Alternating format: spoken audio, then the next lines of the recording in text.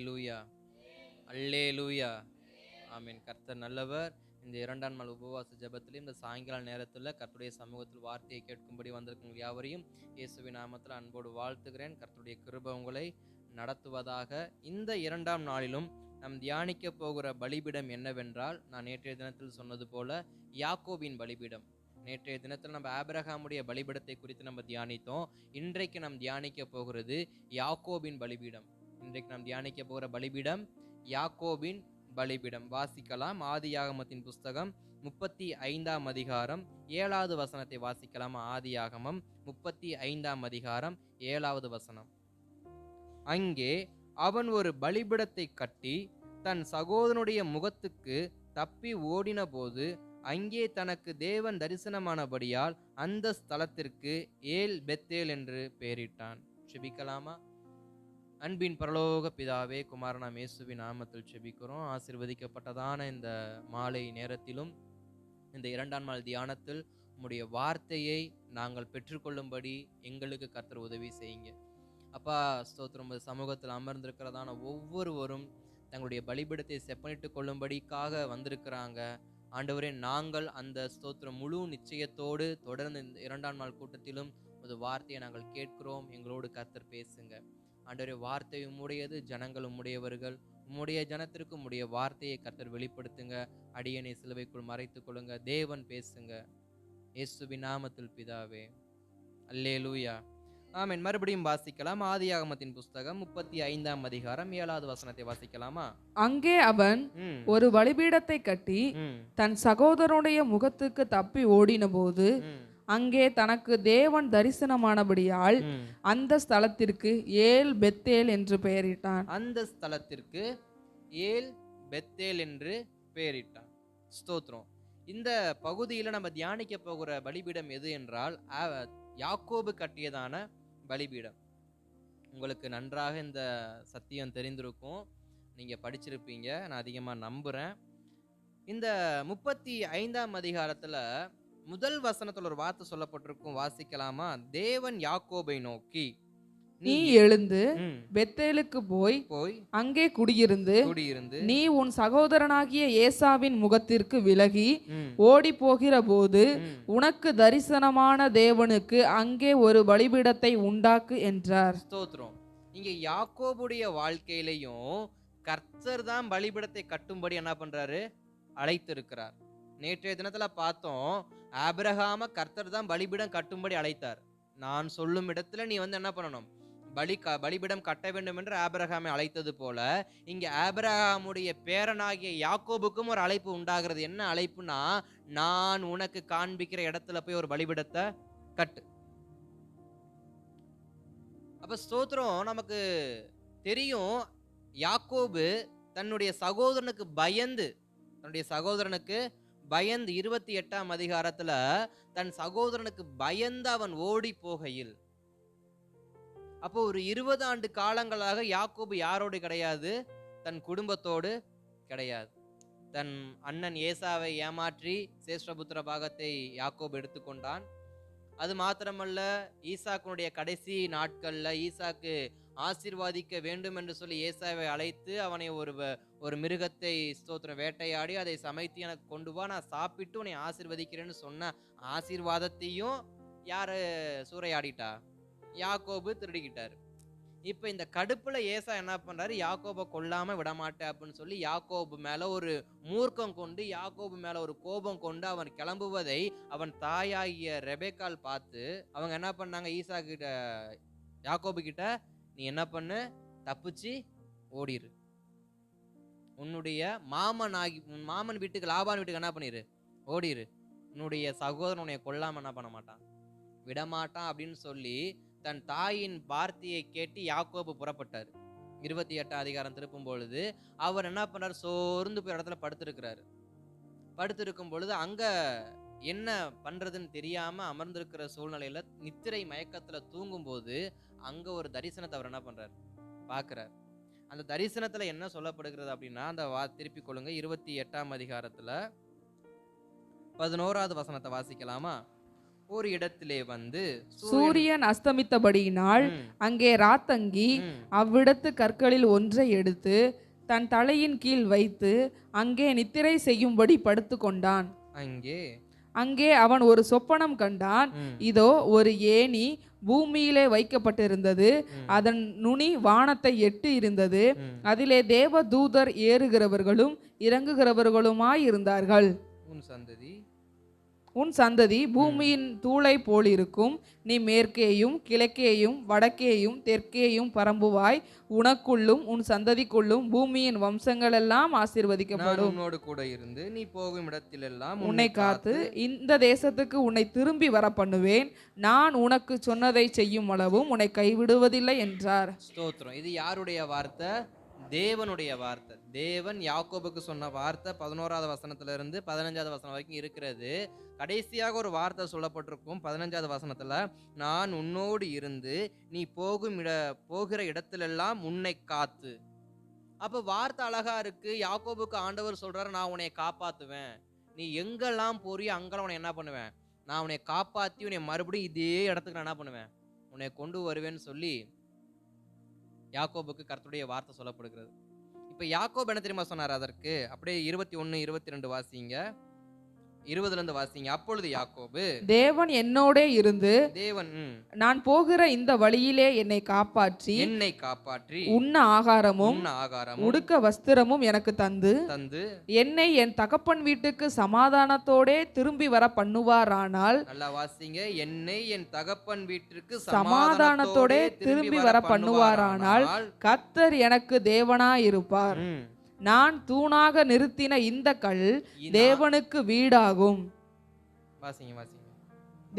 தேவரீர் எனக்கு தரும் எல்லாவற்றிலும் உமக்கு தசமபாகம் செலுத்துவேன் என்று சொல்லி பொருத்தனையை பண்ணி கொண்டான். ஸ்தோத்திரம். இப்ப யாக்கோபுடைய ஸ்டேட்மெண்ட் என்ன சொல்றாரு? அங்க தேவனுடைய வார்த்தையை நம்ம என்ன பண்ணோம்? பார்த்தோம். இங்க யாக்கோபு என்ன சொல்றாரு? என்னைய மறுபடியும் இந்த இடத்துக்கு நீங்க கொண்டு வருவீங்கன்னா, 20வது வசனத்துல சொல்றாரு, என்னை காப்பாற்றி உண்ண ஆகாரமும் உடுக்க வஸ்திரமும் எனக்கு தந்து. 21வது வசனத்துல சொல்றாரு, சமாதானத்தோடு திரும்பி வர பண்ணா. 22வது வசனத்துல சொல்றாரு, எல்லாவற்றிலும் உமக்கு தசமபாகம் செலுத்துவேன் என்று பொருத்தனை பண்ணி கொண்டான். இப்ப நம்ம தியானிக்க போகிற இந்த பலிபீடத்துடைய பெயர் என்னவென்று சொன்னால், பொருத்தனையை செலுத்தும்படி யாக்கோபு பலிபீடத்தை செப்பனிட்டார். யாக்கோபு கட்டிய பலிபீடம் எதற்கு என்றால், பொருத்தனையை நிறைவேற்றுவதற்கு.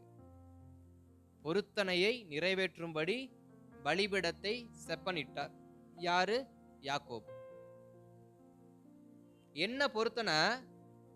பெத்தேல்ல யாக்கோபு ஒரு பொருத்தனை பண்றார். என்ன பொருத்தனை? என்னைய சமாதானத்தோட இந்த இடத்துக்கு கொண்டு வந்தா நான் எல்லாவற்றிலும் தசமபாகம் உமக்கு செலுத்துவேன்னு சொல்லி யாக்கோபு தேவ சமூகத்துல ஒரு பொருத்தனை பண்ணிக்கிட்டார். இப்ப இந்த பொருத்தனையை யார் தெரியுமா கவனிச்சு கேட்டிருக்கிறா? கர்த்தர். ஏன்னா அவர் பொருத்தனை யார்கிட்ட பண்றாரு? தேவ சமூகத்துல கர்த்தரிடத்திலே பொருத்தனை பண்றாரு. எனக்கு நீங்க தரிசனம் பண்ணீங்கல்ல, இந்த இடத்துல நான் கல் எடுத்து வச்சிருக்கிறேன். இந்த கல்லை நான் எடுத்துட்டு இங்க ஒரு பலிபீடத்தை நான் என்ன பண்ணுவேன்? பலிபீடத்தை கட்டுவேன்றதை விட இந்த கல்லுக்கு நான் திரும்பி வந்து எனக்கு தேவன் சொன்ன எல்லா நல்வார்த்தையும் நிறைவேறும்படி நான் தசமபாகம் செலுத்துவேன்னு ஒரு பொருத்தனை அவர் என்ன பண்றாரு? செலுத்துறாரு. செலுத்திட்டு கிளம்பிட்டார். எங்க கிளம்பிட்டாரு? மாமனார் வீட்டுக்கு கிளம்பிட்டார். 20 ஆண்டு காலம் முடிஞ்சிருச்சு. 20 வருஷம் முடிஞ்சிருச்சு. லேயாளுக்காக 7 வருஷம், ராகேலுக்காக 7 வருஷம், அவர் விருப்பப்பட்டு ஒரு 6 வருஷம்னு சொல்லி 20 வருஷத்தை அவர் என்ன பண்ணிட்டாரு? ஓட்டிட்டார். இப்ப யாக்கோபுக்கு ஒரு வார்த்தை மறுபடியும் வருகிறது. வாசிங்க 31ஆம் அதிகாரத்துல 13வது வசனத்தை வாசிக்கலாமா? ஆதியாகமம் 31:13. நீ தூணுக்கு அபிஷேகம் செய்து எனக்கு ஒரு பொருத்தனையை பண்ணின பெத்தேலிலே உனக்கு தரிசனமான தேவன் நானே. இப்பொழுது நீ எழுந்து இந்த தேசத்தை விட்டு புறப்பட்டு உன் இனத்தார் இருக்கிற தேசத்திற்கு திரும்பி போ என்று சொன்னார் என்றான். ஸ்தோத்திரம். இப்ப தேவ தூதன் யாக்கோபுக்கு சொப்பனத்துல ஒரு வார்த்தை சொல்றாரு. என்ன வார்த்தை சொல்றாரு? நீ தூணுக்கு அபிஷேகம் செய்து எனக்கு ஒரு பொருத்தனை பண்ணினாய் அல்லவா? இங்க கவனிக்க வேண்டிய விஷயம் என்னன்னா, கர்த்தர் யாக்கோபு கிட்ட பேசுறப்ப எதை சொல்லி பேசியிருக்கலாம்? யாக்கோபே, நீ தனிமையா இருந்தப்ப, நீ கல்ல தலைக்க வச்சு படுத்திருந்தப்ப உனக்கு சொப்பனத்துல வந்து ஏணியெல்லாம் கூட நீ பார்த்த பத்தியா, அந்த தேவன் நான் தான் பேசுறேன்னு யாக்கோபுக்கு ஆண்டவர் என்ன பண்ணிருக்கலாம்? தன்னை வெளிப்படுத்தியிருக்கலாம். இல்ல அப்படின்னா, நீ ஒரு தூண் எடுத்து நிறுத்தி வச்ச பத்தியா பெத்தேல்ல, அந்த தேவன் தான் நான் உன்கிட்ட பேசுறேன்னு தன்னை வெளிப்படுத்தியிருக்கலாம். ஆனா எப்படி வெளிப்படுத்துறாரு? நீ தூணுக்கு அபிஷேகம் செய்து எனக்கு ஒரு பொருத்தனை பண்ண பெத்தேலிலே உனக்கு தரிசனமான தேவன் நானே. எதை அண்டர்லைன் பண்றாரு? நம் வாயிலிருந்து பிறந்த வார்த்தையை கர்த்தர் அண்டர்லைன் பண்ணி நம்ம கிட்ட மறுபடியும் என்ன பண்றாரு? சொல்றாரு. அபிஷேகம் பண்ணது அங்க பெருசு தெரியல. கல்லை எடுத்து வச்சு கல்லுக்கு அபிஷேகம் பண்ணது, அங்க லூசுக்கு பெத்தேல்னு பேரிட்டதெல்லாம் பெருசா தெரியல. நீ ஒரு பொருத்தனை பண்ண பத்தியா, அந்த பொருத்தனையின் தேவன் நான். அந்த பொருத்தனையின் தேவன் நான். என் இடத்துக்கு நீ என்ன பண்ணு, திரும்பி வா அப்படின்னு சொல்லி அழைச்சிட்டு வந்தாரு. அப்படி அழைத்த யாக்கோபு தான் இங்க 35ஆம் அதிகாரம் 7வது வசனத்துல, அங்கே அவன் ஒரு பலிபீடத்தை கட்டி தன் சகோதரனுடைய முகத்துக்கு தப்பி ஓடி போன போது அங்கே தனக்கு தரிசனமான அந்த ஸ்தலத்திலே ஏல் பெத்தேல் என்று பேரிட்டான். இப்ப எங்க இருந்து எங்க வருது பாத்தீங்களா? தனிமையா இருக்கிறப்ப கர்த்தர் பேசினாரு. அங்க யாக்கோபு ஒரு பொருத்தனை பண்ணாரு. அந்த பொருத்தனையை நிறைவேற பண்ணுவதற்கு மறுபடியும் இப்ப யார் அழைச்சு கொண்டு வரா? யாக்கோப கர்த்தர் அழைத்து கொண்டு வருகிறார். அப்ப நம்முடைய வாழ்க்கையில நாம் பண்ணுகிற பொருத்தனையை ஆண்டவர் என்ன பண்றாரு? ரொம்ப கவனமா கவனிச்சு பார்க்கிறாரு. நம்முடைய ஜெபத்தை அவர் கேட்கிறாரு. நம்முடைய துதியில அவர் மகிமைப்படுறாரு. நம்முடைய பொருத்தனை அவர் உற்று பார்க்கிறவரா இருக்கிறார். ஏன்னா யாக்கோபுக்கு எதையோ சொல்லியிருக்கலாம். எப்ப நான் தான் ஆபிரகாமுடைய தேவன், தகப்பனாக ஈசாக்கின் தேவன், நான் தான் உனக்கு தரிசனமானன்னு சொல்லியிருக்கலாம். ஆனா அவர் சொன்ன வார்த்தை, நீ எனக்கு ஒரு பொருத்தனை பண்ண பத்தியா, அந்த பொருத்தனையின் தேவன் நான் தான். எனக்கு தான் நீ பொருத்தனை பண்ண, நீ கிளம்பி வா. அப்ப பொருத்தனை என்பது நம்முடைய வாழ்க்கையில ரொம்ப ரொம்ப ரொம்ப முக்கியமானது. நம்ம பண்ணக்கூடிய பொருத்தனை என்பது தேவ சமூகத்துல ரொம்ப முக்கியமானது. என்ன ஆனாலும் அந்த பொருத்தனையை நிறைவேற்றதை நம்ம என்ன பண்ணக்கூடாது? தவறக்கூடாது. ஒரு வார்த்தை எனக்கு ரொம்ப பிடிக்கும். ஆணையிட்டதில் நஷ்டம் வந்தாலும் தான் ஆணையிட்ட காரியத்தை நிறைவேற்ற வேண்டும். எனக்கு அடிக்கடி இந்த வார்த்தை ஒரு 3 வருஷத்துக்கு முன்னாடி நான் ஊழியத்துக்கு வந்த புதுசுல இந்த வார்த்தை எனக்கு அடிக்கடி ஒருத்தவங்க சொல்லுவாங்க. இந்த வார்த்தை அடிக்கடி என் காதுக்கு வந்துகிட்டே இருக்கும். ஆணையிட்டதில் நஷ்டமே வந்தாலும். நம்ம வாக்கு கொடுத்துட்டோம் அப்படின்னா அந்த வாக்கு என்ன பண்ணணுமா? செய்து முடிக்கணுமா?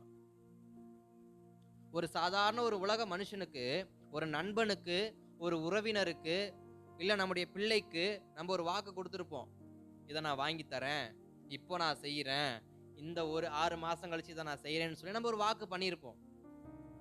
அந்த பிள்ளைங்க என்ன பண்ணுமா? அந்த வார்த்தையை கேட்டுட்டு அமைதியா இருக்குங்க. நீங்க சொன்ன லைன் முடியும் பாருங்க, முடிஞ்சோன்னா அந்த பிள்ளை கேட்கும், அப்பா அம்மா நான் செஞ்சு முடிச்சிட்டேன், எனக்கு எப்ப வாங்கி தரீங்க? அப்ப தகப்பனும் தாய் என்ன பண்ணுவாங்க? ஐயோ இந்நேரம் பார்த்து கையில பைசா இல்லையே, இந்நேரம் பார்த்து நம்ம வேலைக்கு போலையே, அப்புறம் என்ன பண்ணுவாங்களாம்? யோசிப்பாங்க. யோசிக்கிறப்ப அந்த பிள்ளைகிட்ட ஏதாவது ஒரு சாக்கு போக்கு சொல்லுவாங்க. நாளைக்கு நான் அடுத்த வாரம் வாங்க, திரும்ப அடுத்த வாரம் கேட்கும், அப்பயும் கையில பைசா, திரும்ப அடுத்து, இப்படி நாளை கடத்த அந்த குழந்தைக்கு நமக்கு என்ன ஆயிரும்? ஒரு வாக்குவாதம் வந்துடும். குழந்தை அடம் பிடிக்கும், நம்ம கை நீட்டி அடிச்சிருவோம், குழந்தை அழுக ஆரம்பிச்சிரும், ஒரு வருத்தம் உண்டாயிரும். காரணம் என்ன? சொன்ன வார்த்தையை இப்ப காப்பாத்த முடியல. அதேதான் தேவ சமூகத்திலையும் இப்ப தேவன் யாக்கோபிட்ட கேட்கிறாரு, 20 வருஷம் ஆச்சு யாக்கோபு, நான் உனக்கு தரிசனமாகி நீ எனக்கு பொருத்தனை பண்ணி நீ அதை செயல்படுத்த எத்தனை வருஷம் ஆச்சு உனக்கு? இன்னும் நீ செய்யல, 20 வருஷம் ஆச்சு, கிளம்பி வா.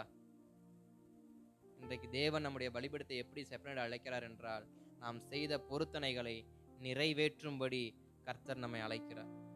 என்ன பொருத்தனை பண்ண தேவ சமூகத்துல? பொருத்தனைன்னு சொன்னாக்க, ஆண்டவரே இதை நான் வாங்கி தரேன், இதை நான் பண்றேன், இதை நான் செய்வேன் அப்படிங்கிறது மட்டும்தான் பொருத்தனை கிடையாது. அது மட்டும்தான் பொருத்தனை கிடையாது. நம்ம படுத்த படுக்கையா இருக்கிறப்ப நம்மள அறியாம நம்ம வாய்ஸ்ல பொருத்தனை பண்ண ஆரம்பிக்கும்.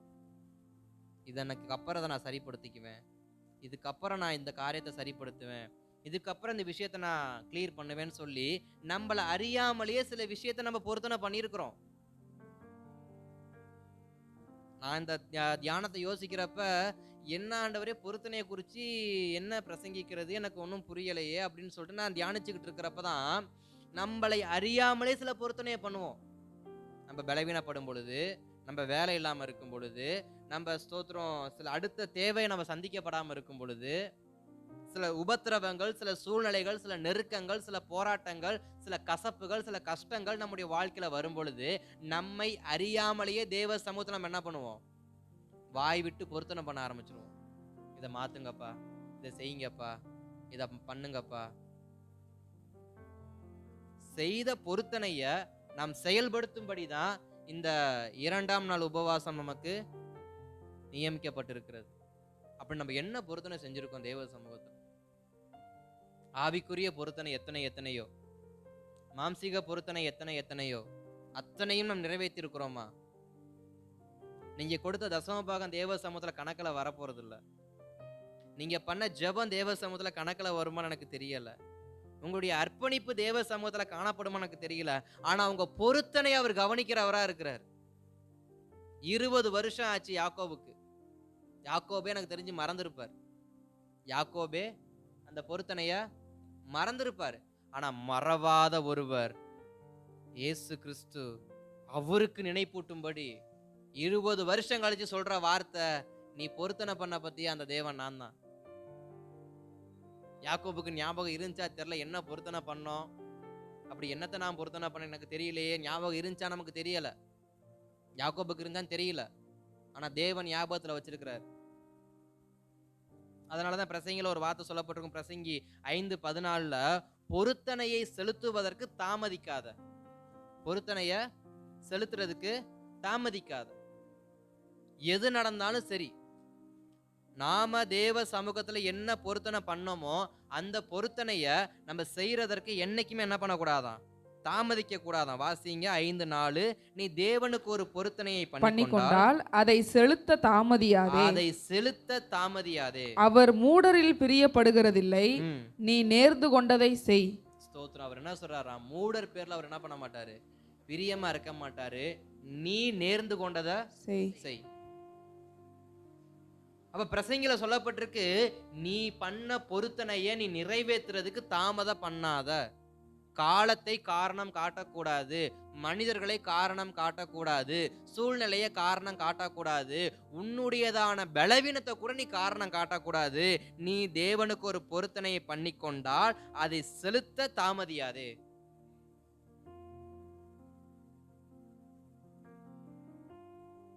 செலுத்துறதுக்கு தாமதமே பண்ணக்கூடாதான். அதே வாசிங்களேன் தொடர்ந்து. நீ நேர்ந்து கொண்டதை செய்யாமற் போவதை பார்க்கிலும் நேர்ந்து கொள்ளாதிருப்பதே நலம். ஸ்தோத்திரம். அங்க வார்த்தை சொல்லுது, நீ பொருத்தனை செஞ்சு செய்யாம இருக்கிறதுக்கு நீ பொருத்தனை பண்ணாம இருக்கிறதே நல்லது.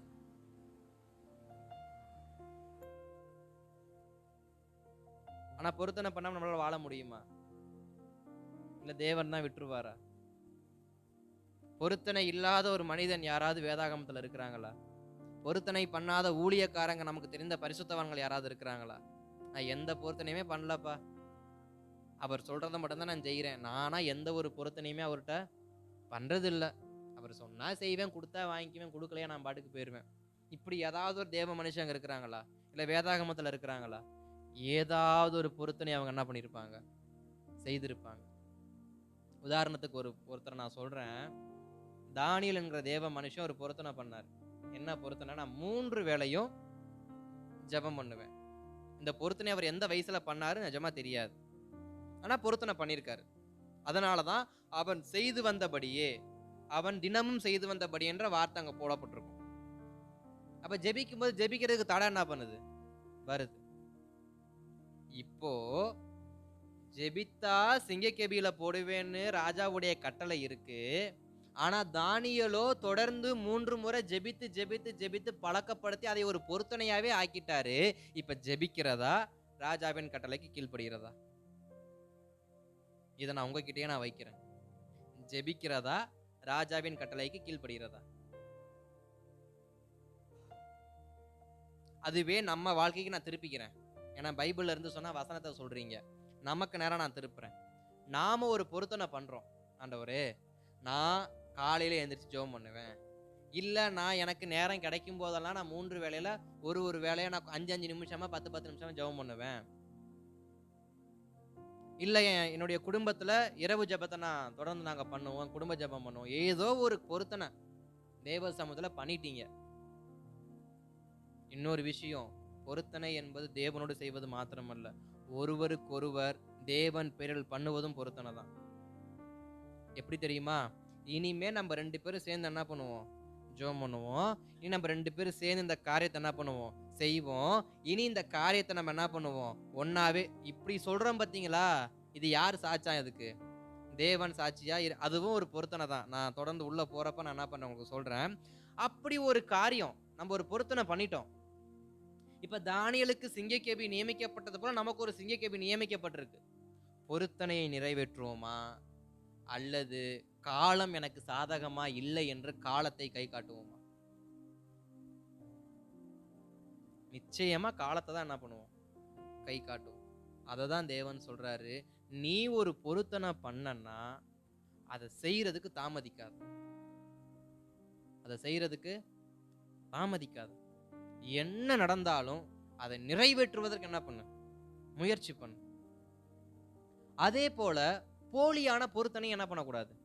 பண்ணக்கூடாது. போலியான பொருத்தனை என்னன்னு சொன்னா, 2 சாமுவேல் திருப்பிக் கொள்ளுங்கள். 2 சாமுவேல் 15ஆம் அதிகாரம் 7-8 வசனத்தை வாசிக்கலாமா? 2 சாமுவேல் 15, 7, 8. 40 வருஷம் சென்ற பின்பு அப்சலோம் ராஜாவை நோக்கி, நான் கர்த்தருக்கு பண்ணின என் பொருத்தனையை எப்ரோனில் செலுத்தும்படி நான் போக உத்தரவு கொடும். கர்த்தர் என்னை எருசலேமுக்கு திரும்பி வர பண்ணினால் கர்த்தருக்கு ஆராதனை செய்வேன் என்று உமது அடியேனாகிய நான் சீரியா தேசத்தில் கேசூரிலே குடியிருக்கும் போது பொருத்தனை பண்ணினேன் என்றான். ஸ்தோத்திரம். இது ஒரு அப்பட்டமான ஒரு பொய்யான ஒரு பொருத்தனை. இது ஒரு பொய்யான பொருத்தனை. அப்சலோம் தாவீது ராஜா கிட்ட சொல்ற ஒரு வார்த்தை, ராஜாவே, நீங்க என் மேல கோபப்பட்டு என்னை ஊரை விட்டு விரட்டிட்டீங்க, என்னை ஒதுக்கி வச்சிட்டீங்க. நான் என்ன பண்ணேன்? என் தகப்பனாகிய தாவீதினை மறுபடியும் அரண்மனையில் சேர்த்துக்கொண்டால், மறுபடியும் எருசலேமில் என்னை சேர்த்துக்கொண்டால், நான் என் தேவனுக்கு ஆராதனை செலுத்துவேன்னு சொல்லி நான் ஒரு பொருத்தனை பண்ணினேன்னு சொல்லி அப்சலோம் சொன்னது அப்பட்டமான பொய். ஏன்னா நீங்க பின்பு நீங்க வீட்டுல போய் நீங்க பொறுமையா நீங்க வாசிச்சு பாருங்க. அப்சலோம் அப்படி ஒரு பொய்யான வார்த்தையை சொல்லிட்டு தாவீதுக்கு விரோதமான காரியத்தை செய்யறதுக்கு தான் அவர் என்ன பண்றாரு? போய்கிட்டு இருக்கிறாரு.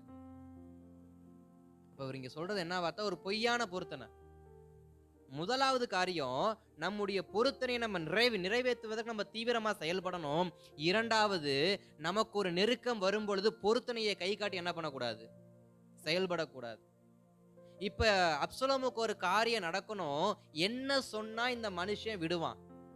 இப்ப தாவீது என்ன சொன்னா என்னை இந்த இடத்த விட்டு அனுப்புவார் அப்படின்னு பார்த்தா, தாவீது கர்த்தருடைய ஆலயத்தின் பேர்ல ரொம்ப பற்றுதலா இருக்கக்கூடிய ஒரு தேவ மனுஷன், தேவனை ஆராதிக்கிறதுல அவ்வளவு பிரியமான ஒரு மனுஷன். இப்ப அந்த தாவீது கிட்ட அப்சலோம் சொல்ற ஒரு வார்த்தை என்ன? நான் கர்த்தருடைய ஆலயத்தில் போய் அவரை தொழுது கொள்ளுவேன் என்று நான் பொருத்தனை பண்ணினேன், இப்ப நான் போயிட்டு வரட்டுமா? தாவீதுக்கு ஆலயம்னா ரொம்ப பிடிக்கும். தாவீது என்ன பண்ணிட்டாரு? நம்பி அனுப்புனாரு. அப்சலோம் தவறான வார்த்தைகளை சொல்லி தாவீதுக்கு விரோதமாகவே அவன் என்ன பண்ணான்? எழும்புனா. அப்ப இந்த இடத்துல அவன் பண்ண பொருத்தனை எப்படிப்பட்ட பொருத்தனை? ஒரு தவறான ஒரு பொய்யான பொருத்தனை. அப்ப இரண்டாவது காரியம் என்னன்னு சொன்னா, சூழ்நிலைக்காக நாம் கர்த்தருடைய பேர்ல என்ன பண்ணக்கூடாது? பொருத்தனை பண்ணினேன்னு சொல்லி பொய்யான வார்த்தைகளை நம்ம யாருக்கிட்ட என்ன பண்ணக்கூடாது? பயன்படுத்தக்கூடாது.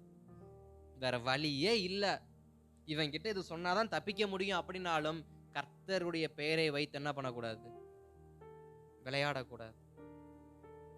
ஏன்னா நம்ம ஒருத்தருக்கு ஒருத்தர் சில மனுஷங்களே நம்ம பேசும் பொழுது, என் பேரை சொல்லி என்ன பண்ணாத, என் பேரை நீ யூஸ் பண்ணாத அப்படின்னு நம்ம என்ன பண்ணுவோம்? சொல்லுவோம்.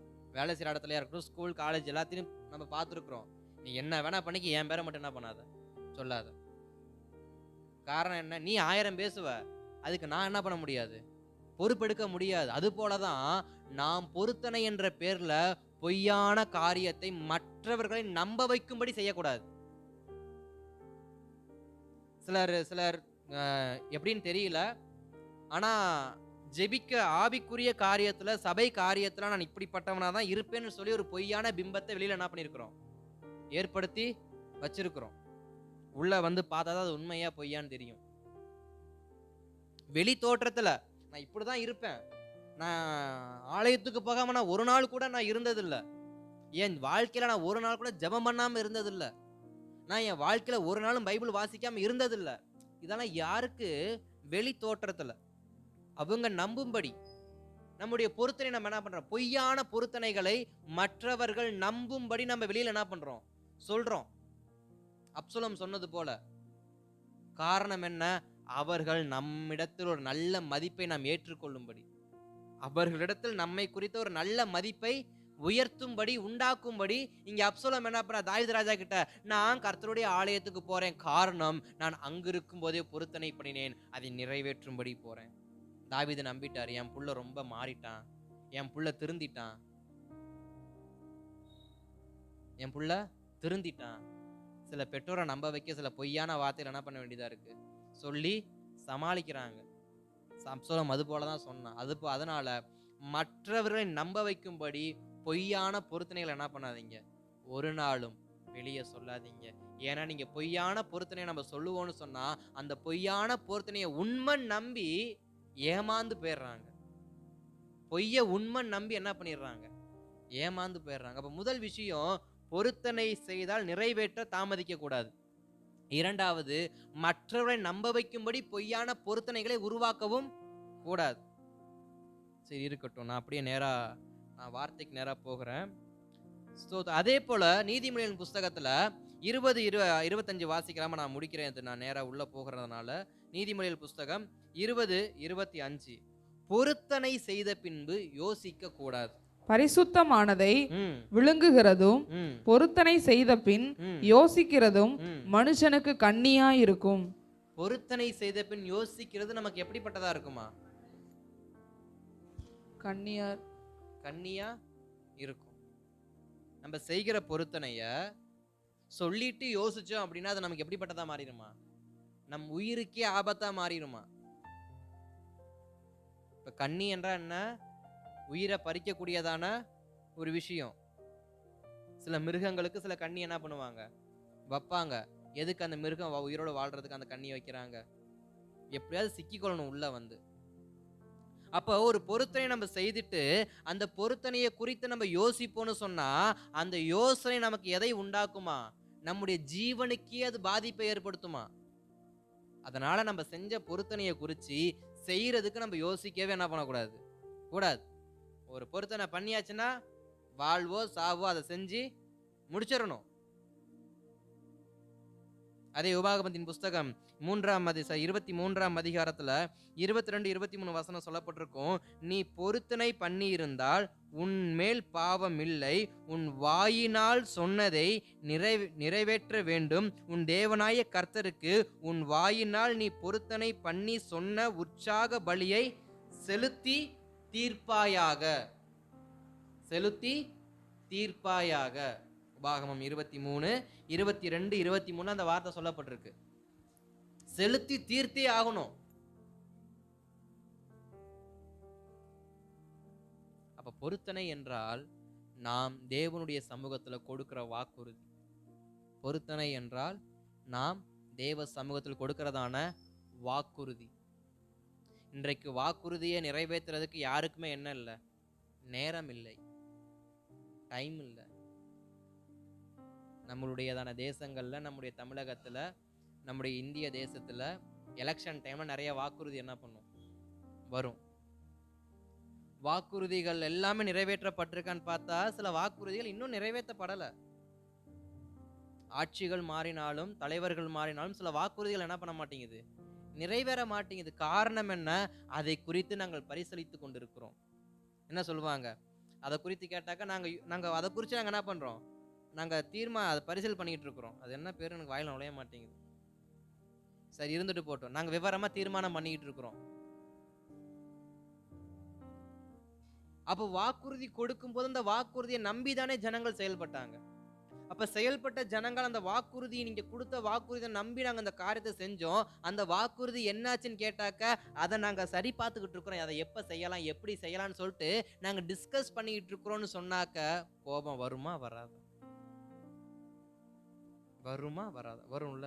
அதே போலதான் தேவனுக்கு நம்ம ஒரு வாக்குறுதி கொடுத்திருக்கோம் அப்படின்னா அந்த வாக்குறுதிய என்ன ஆனாலும் செலுத்தி தீர்ந்தே ஆக வேண்டும்.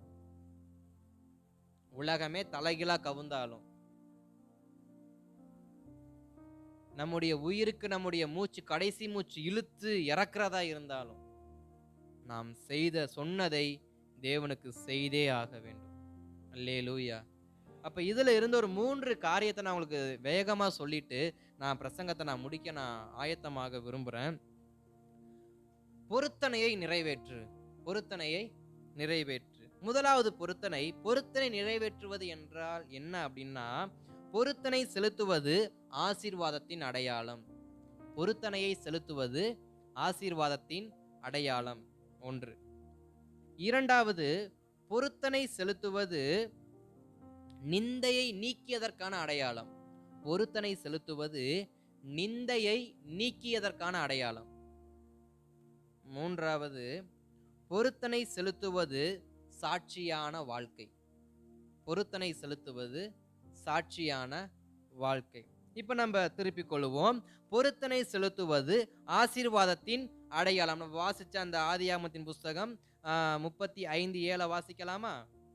அங்கே அவன் ஒரு பலிபீடத்தை கட்டி தன் சகோதரனுடைய முகத்துக்கு தப்பி ஓடின போது அங்கே தனக்கு தேவன் தரிசனமானபடியால் அந்த ஸ்தலத்திற்கு ஏல் பெத்தேல் என்று பெயரிட்டான். ஸ்தோத்திரம். அப்படியே திருப்பிக் கொள்ளுங்க. ஆதியாகமம் 28:15 மட்டும் வாசிக்கலாமா? ஆதியாகமம் 28:15. நான் உன்னோடே இருந்து நீ போகிற இடத்திலெல்லாம் உன்னை காத்து இந்த தேசத்துக்கு உன்னை திரும்பி வர பண்ணுவேன்.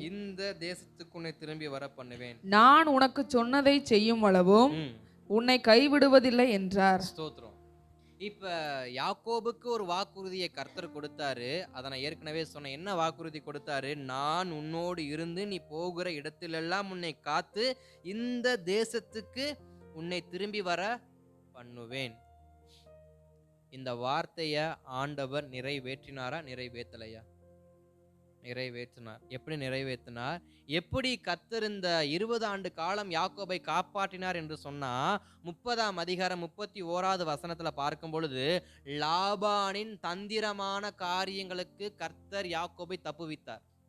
லாபானின் தந்திரமான என்ன தந்திரம் லாபான் பண்றாரு? யாக்கோபு சொல்றாரு, என்னுடைய சம்பளத்தை எனக்கு கொடுங்க. என்னடா உனக்கு சம்பளம் வேணும்னு லாபான் கேட்கும் பொழுது, புள்ளியும் வரியும் உள்ள கலப்பு நிறமுள்ள குட்டிகளை எல்லாம் எனக்கு சம்பளம் என்ன பண்ணுங்க கொடுங்கன்னு சொல்லி யாக்கோபு கேட்கிறாரு. அதற்கு அந்த 31வது வசனத்துல லாபான் அழகா ஒரு காரியத்தை தன்னுடைய பிள்ளைகளை அழைத்து, இந்த கலப்பு உள்ள வரி உள்ள புள்ளி உள்ள எல்லா குட்டியும் என்ன பண்ணிரு, நீ எடுத்துட்டு போயிரு. இன்னும் யாக்கோபுக்கும் எனக்கும் 3 நாள் பிரயாண தூரம் இருக்கு. யாக்கோபு என்கிட்ட வரதுக்கு நீ அதற்குள்ள எல்லாத்தையும் ஓட்டிக்கிட்டு போயிரு. யாக்கோபு வந்தா ஏமாந்து போயிடணும். இது லாபான் யாக்கோபுக்கு வைத்த ஒரு பெரிய தந்திரம். இந்த தந்திரத்துக்கு யாக்கோபு தப்பும்படி யாக்கோபுடைய கண்களுக்கு முன்பாக சினையுள்ள அத்தனை ஆடுகளும் பொழிந்த குட்டிகள் எல்லாமே புள்ளியும் கலப்பும் கலவை நிறம் உள்ளதாகவே என்ன பண்ணியது, மாறியது. இங்க லாபான் யாக்கோபுக்கு தெரியாம ஒரு தந்திரத்தை பண்றாரு. அந்த தந்திரத்தை முறியடிக்கும்படி யாக்கோபின் கண்களுக்கு முன்பாக கர்த்தர் குட்டிகளை என்ன பண்றாரு, ஓட வைக்கிறார். இது முதல் காரியம். இரண்டாவது எதற்கு தப்பு வைக்கிறாருன்னு பார்த்தாக்க, யாக்கோபை ஆசீர்வதிக்க கர்த்தர் என்ன பண்றாரு, உதவுறார். யாக்கோபு ஆசீர்வதிக்கப்பட்டவனாய் மாறும்படி கர்த்தர் அவனுக்கு என்ன பண்றாரு, உதவி செய்ய. எப்படி உதவி செய்கிறாரு? 31ஆம் அதிகாரத்துல 11-12 வசனங்களை பார்க்கும் பொழுது, அவனுக்கு ஒரு தரிசனத்தை கொடுத்து, அந்த தரிசனத்தின் வார்த்தையின்படி உன் பங்கு என்ன பண்ணு, போய் கேளு. ஒரு தரிசனத்தை கொடுக்கிற, அந்த தரிசனத்துல கலப்புள்ள குட்டிகள் போடுறதா யாக்கோபு பார்க்கிறாரு. இதையே உன் சம்பளமா கேளுன்னு ஒரு தரிசனத்தின் நிமித்தமாக தான் அதற்கு முந்தின அதிகாரத்துல 30ஆம் அதிகாரத்துல யாக்கோபு என்ன பண்ணுவாரு, பங்கு கேட்பாரு. அப்ப கர்த்தர் எப்படி நடத்துறாரு? முதலாவது லாபானுடைய தந்திரத்துக்கு தப்பு வித்தாரு. இரண்டாவது யாக்கோபை ஆசீர்வதிக்கும்படி அவனோடு கூட என்ன பண்ணாரு, நடத்தினாரு. மூன்றாவது காரியத்தை பார்க்கும்போது, லாபான் தீங்கு செய்யாதபடிக்கு காத்தாராம். லாபான் தீங்கு செய்யாதபடிக்கு காத்தாராம். அதே 31 அதிகாரத்துல 24வது வசனத்தை வாசிக்கலாமா? 31:24. அன்று ராத்திரி அன்று ராத்திரி தேவன் ம், சீரிய தேசத்தானாகிய ம், லாபானுக்கு ம், சொப்பனத்தில் தோன்றி, ம். நீ யாக்கோபோடைய நன்மையே அன்றி தீமையை ஒன்றும் பேசாதபடிக்கு எச்சரிக்கையாய் இரு என்றார். ஸ்தோத்திரம். இங்க லாபான் எதுக்கு வரான்? யாக்கோபை பிடித்து, யாக்கோபை அடித்து, யாக்கோபை கேவலப்படுத்தி, யாக்கோபுக்கு தீமை செய்து, தன் பிள்ளைகளையும் தன் விக்கிரக சொரூபங்களையும் தன்னுடையதான ஆசீர்வதிக்கப்பட்டதான ஆசீர்வாதம் திருப்பி கொண்டு போகும்படிதான் லாபான் என்ன பண்றாரு? விரைந்து வந்துகிட்டு இருக்கிறாரு. ஒரு இரவு நேரம் வருது. அந்த இரவு நேரத்துல லாபான் தூங்குன சமயத்துல கர்த்தர் லாபான்ட்டு என்ன பண்றாரு? சொப்பனத்துல என்ன சொப்பனம் பேசுறாரு? என் பிள்ளைக்கு விரோதமா உன் கையை நீட்டினு வச்சுக்கேன் அப்படின்ற மாதிரி என்ன பண்ற? எச்சரிப்பின் வார்த்தையை கொடுக்கிறார். அப்ப லாபான் தீங்கு செய்ய நினைக்காதபடி கர்த்தர் என்ன பண்ணாரு? தடுத்தார். யாக்கோபுக்கு விரோதமா லாபான் தீங்கு செய்யாதபடிக்கு கர்த்தர் தடுத்தாரு. அதே அடுத்து 31ல 36, 37 வசனங்களை பார்க்கும் பொழுது லாபான் யாக்கோபை அவமானப்படுத்தாதபடி கர்த்தர் என்ன பண்ணாரு? காத்தார். எப்படி காப்பாற்றிருப்பாருன்னா, அங்க லாபான் சொல்லுவாரு, என்னுடைய விக்கிரக சொரூபங்களை என் தெய்வங்களை எல்லாம் நீ எதுக்கு எடுத்துட்டு வந்த? அதை என்கிட்ட கொடுன்னு சொல்லி லாபான் யாக்கோபு கிட்ட கேட்கும் பொழுது யாக்கோபு சொல்லுவாரு, என்கிட்ட ஒண்ணுமே இல்லையே, என்கிட்ட ஒண்ணுமே இல்லையே, நீ வேணா தேடி கண்டுபிடிச்சு எடுத்துக்க. சுத்தி பாப்பாரு, ஒண்ணுமே இருக்காது. அதை ராகில என்ன பண்ணுவாங்க? ஒட்டகத்துல சேனையை கட்டி அதை போட்டு அது மேலே ஏறி உக்காந்துக்கிட்டு, அப்பா தகப்பனே ஆண்டவனே எந்திரிக்க முடியல, அதனால என்னை மன்னிச்சு காப்பான்னு சொல்லிட்டு அப்பா கிட்ட ஒரு நாடகத்தை போட்டு அப்பாவை அமுச்சு விட்டுருவாங்க. ஆனா அதுக்கு அடுத்து நம்ம பாக்குறப்ப யாக்கோபு ஒரு கேள்வி கேட்பாரு பாருங்க. 36, 37 வாசிங்களேன். அப்பொழுது யாக்கோபு கோபம் எழும்பி லாபானோடே வாக்குவாதம் பண்ணி, நீர் என்னை இவ்வளவு உக்கிரமாய் தொடர்ந்து வரும்படிக்கு நான் செய்த தப்பிதம் என்ன? நான் செய்த துரோகம் என்ன? என் தட்டுமுட்டுகளை எல்லாம் தடவி பார்த்தீரே, உம்முடைய வீட்டு தட்டுமுட்டுகளில் என்னத்தை கண்டுபிடித்தீர்? அதை என்னுடைய சகோதரருக்கும் உம்முடைய சகோதரருக்கும் முன்பாக இங்கே வையும், அவர்கள் எனக்கும் உமக்கும் நடுதீர்க்கட்டும். ஸ்தோத்திரம். யாக்கோபு ரொம்ப கோபப்பட்டு லாபான்ட்ட சொல்ற வார்த்தை, என்னத்தையா கண்டுபிடிச்சீங்க? என்கிட்ட என்ன கண்டுபிடிச்ச?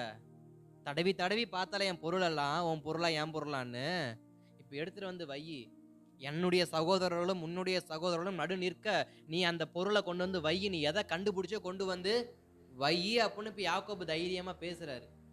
ஆக்சுவலா சொல்ல போனா அங்க அவமானப்பட்டு நிக்க வேண்டியது யார் தான்? யாக்கோபு தான். யாக்கோபு அவமானப்பட வேண்டிய இடத்துல அவன் அவமானப்படாதபடிக்கு, அவன் தலை குனியாதபடிக்கு அவனை காத்தது அவன் மனைவி இல்ல, அவன் மனைவிக்கு அந்த ஞானத்தை கொடுத்த கர்த்தர். மனைவி நிமித்தம் அங்க யாக்கோபு தப்புவிக்கப்படல. தன் மகன் யாக்கோபு அவமானப்பட்டு போயிடக்கூடாது என்று சொல்லி ராகேலுக்கு அந்த ஞானத்தை கொடுத்து அந்த காரியத்தை செய்ய வைத்தது கர்த்தராக்கும். அந்த காரியத்தை சொன்னா லாபான் தொடமாட்டான்ற ஞானத்தை கொடுத்தது கர்த்தராக்கும். அப்ப அவமானப்பட வேண்டியவன் யாக்கோபு தலை குனிஞ்சு நின்று இருக்கணும். அதற்கு பின்பு வரக்கூடிய வசனங்கள்லாம் நீங்க பின்னாடி போய் வாசிச்சு பாருங்க. நான் அப்படி இருந்தேன், இப்படி இருந்தேன், உனக்கு அவ்வளவு ஆசீர்வாதமா இருந்தேன், உனக்கு இவ்வளவு ஆசீர்வாதமா இருந்தேன், நீ என்னைய பார்த்து இப்படி, என்னைய பார்த்து அப்படி எல்லாம் யாக்கோபு அடுக்குவார். ஏன் சம்பளத்தை 10 முறை மாத்துன அப்படி இப்படிலாம். ஆனா அந்த ஒரு சொரூபம் மாத்திரம் லாபானுடைய கையில சிக்கி இருந்துச்சு. யாக்கோபு என்கிட்ட இருந்து எல்லாத்தையும் திருடிக்கிட்டு வந்துட்டான்னு லாபான் சொன்னது உண்மை ஆயிருக்கும். யாக்கோபு ஆசீர்வதிக்கப்பட்டிருக்க மாட்டான், யாக்கோபுக்கு மனைவி இருந்திருக்க மாட்டாங்க, யாக்கோபுக்கு பிள்ளைங்க இருந்திருக்க மாட்டாங்க, எல்லாத்தையும் லாபான் எடுத்துட்டு போயிருப்பான். மறுபடியும் யாக்கோபு லாபானுடைய மந்தைகளை மேய்க்கக்கூடிய ஒரு மெய்ப்பனாக மட்டும்தான் இருந்திருப்பான். ஒன்றும் அவன் கைக்கு சிக்காமல் கர்த்தர் அவன் என்ன பண்ணாரு? காப்பாற்றி கூட்டு வந்தார். எல்லாவற்றுக்கும் மேலாக 32ஆம் அதிகாரத்துல 10வது வசனத்தை சொல்லுவாரு, வெறும் கையாய் வந்தேன், இரு பரிவாரத்தை கொடுத்தீர் அல்லவா. வெறும் கையாய் வந்த யாக்கோபை கர்த்தர் எப்படி ஆசீர்வதிச்சிருக்காரு? இரு பரிவாரம் ஆசீர்வதிச்சிருக்காரு. 32:10 அடியேனுக்கு தேவரீர் காண்பித்த எல்லா தயவுக்கும் எல்லா சத்தியத்துக்கும் நான் எவ்வளவேனும் பாத்திரன் அல்ல. நான் கோலும் கையுமாய் இந்த யோர்தானை கடந்து போனேன், இப்பொழுது இவ்விரண்டு பரிவாரங்களையும் உடையவனானேன். ஸ்தோத்திரம். யாக்கோபு சொல்றாரு, நான் கோலும் கையுமா நான் என்ன பண்ண யோர்தானை கடந்து போனேன்பா, ஆனா இப்ப 2 பரிவாரம் உடையவனா நான் ஆசீர்வதிக்கப்பட்டிருக்கேன். அடுத்த காரியமாக 33ஆம் அதிகாரத்துல 4வது வசனத்தை பார்க்கும் பொழுது யாருக்கு தப்பு வித்தாராம்? ஏசாவின் கோபம் மாறும்படி கர்த்தர் செய்திருக்கிறார். ஏசாவுடைய கோபம், கொல்லாம விட மாட்டேன்டா, என் சேஷ்டபுத்திர பாகத்தை எடுத்துட்ட, என் ஆசீர்வாதத்தை எடுத்துட்ட, கடைசியா எங்க அப்பா வச்சிருந்த கொஞ்ச நஞ்சத்தையும் என்ன பண்ணிட்ட, சுருட்டிட்ட, உன்னைய நான் சும்மா விட மாட்டேன்டா. வைராக்கியம், கோபம், நமக்கு விரோதமா எழும்பின வைராக்கியத்தை கர்த்தர் என்ன பண்ணிருக்கிறாரு, அப்படியே ஒண்ணுமில்லாம ஆக்கியிருக்கிறாரு. ஸ்தோத்திரம். யாக்கோபுக்கு விரோதமா ஏசா எழும்பி நிற்கிறாரு, கொல்லாம விட மாட்டேன்னு. அந்த ஏசாவுடைய கோபத்தை யாக்கோபு எவ்வளவோ அனுப்பி பார்த்தாரு. யாக்கோபா ஏசா அமைதலா மாறினார்னா பார்த்தா மாறல. 20 ஆடு கொடுத்தாரு, 20 பால் கறக்கிற ஒட்டகம் கொடுத்தாரு, என்னென்னத்தையோ கொடுத்து பார்த்தாரு தான் அண்ணனை சமாதானப்படுத்திடலாம் அப்படின்னு. ஆனா அண்ணன் என்ன பண்ணல, சமாதானம் ஆகல. ஆனா அண்ணனை சமாதானப்படுத்தினது யார்? இவன் செலுத்தின காணிக்கை கிடையாது, யாக்கோபு அனுப்பி வைத்ததான பாத்திரங்கள் கிடையாது. கர்த்தரே தன் மகன் யாக்கோபுக்கு விரோதமாக ஏசா எழும்பாதபடிக்கு ஏசாவை கர்த்தர் அடக்கினபடியினால் அவன் அடங்கி போனான். அப்ப பாருங்க, இந்த 20 வருஷ காலத்துல கர்த்தர் எவ்வளவா யாக்கோபை காப்பாத்தி வந்திருக்கிறார், எவ்வளவா யாக்கோபை காப்பாத்தி வந்திருக்கிறார். லாபான் கிட்ட இருந்து எத்தனை முறை தப்பிக்க வச்சிருக்கிறாரு, லாபான் கிட்ட இருந்து ஆசீர்வாதத்தை வாங்க வச்சிருக்கிறாரு. எல்லாத்துக்கும் மேல தான் யாருக்கு பயந்து ஓடி போனானோ அவனையே சமரசமாக வச்சிருக்காரு. நம்முடைய வாழ்க்கையை கொஞ்சம் யோசிச்சு பாருங்க. எத்தனை பேர் நமக்கு விரோதமா எழுப்பி நின்னாங்க, எத்தனை பேர் நமக்கு விரோதமா நாக்கு மேல வார்த்தைகளை போட்டு பேசியிருப்பாங்க, எத்தனை பேர் நீ வந்து பாரு நான் அவனை பேசிக்கிறேன்னு சொல்லியிருப்பாங்க.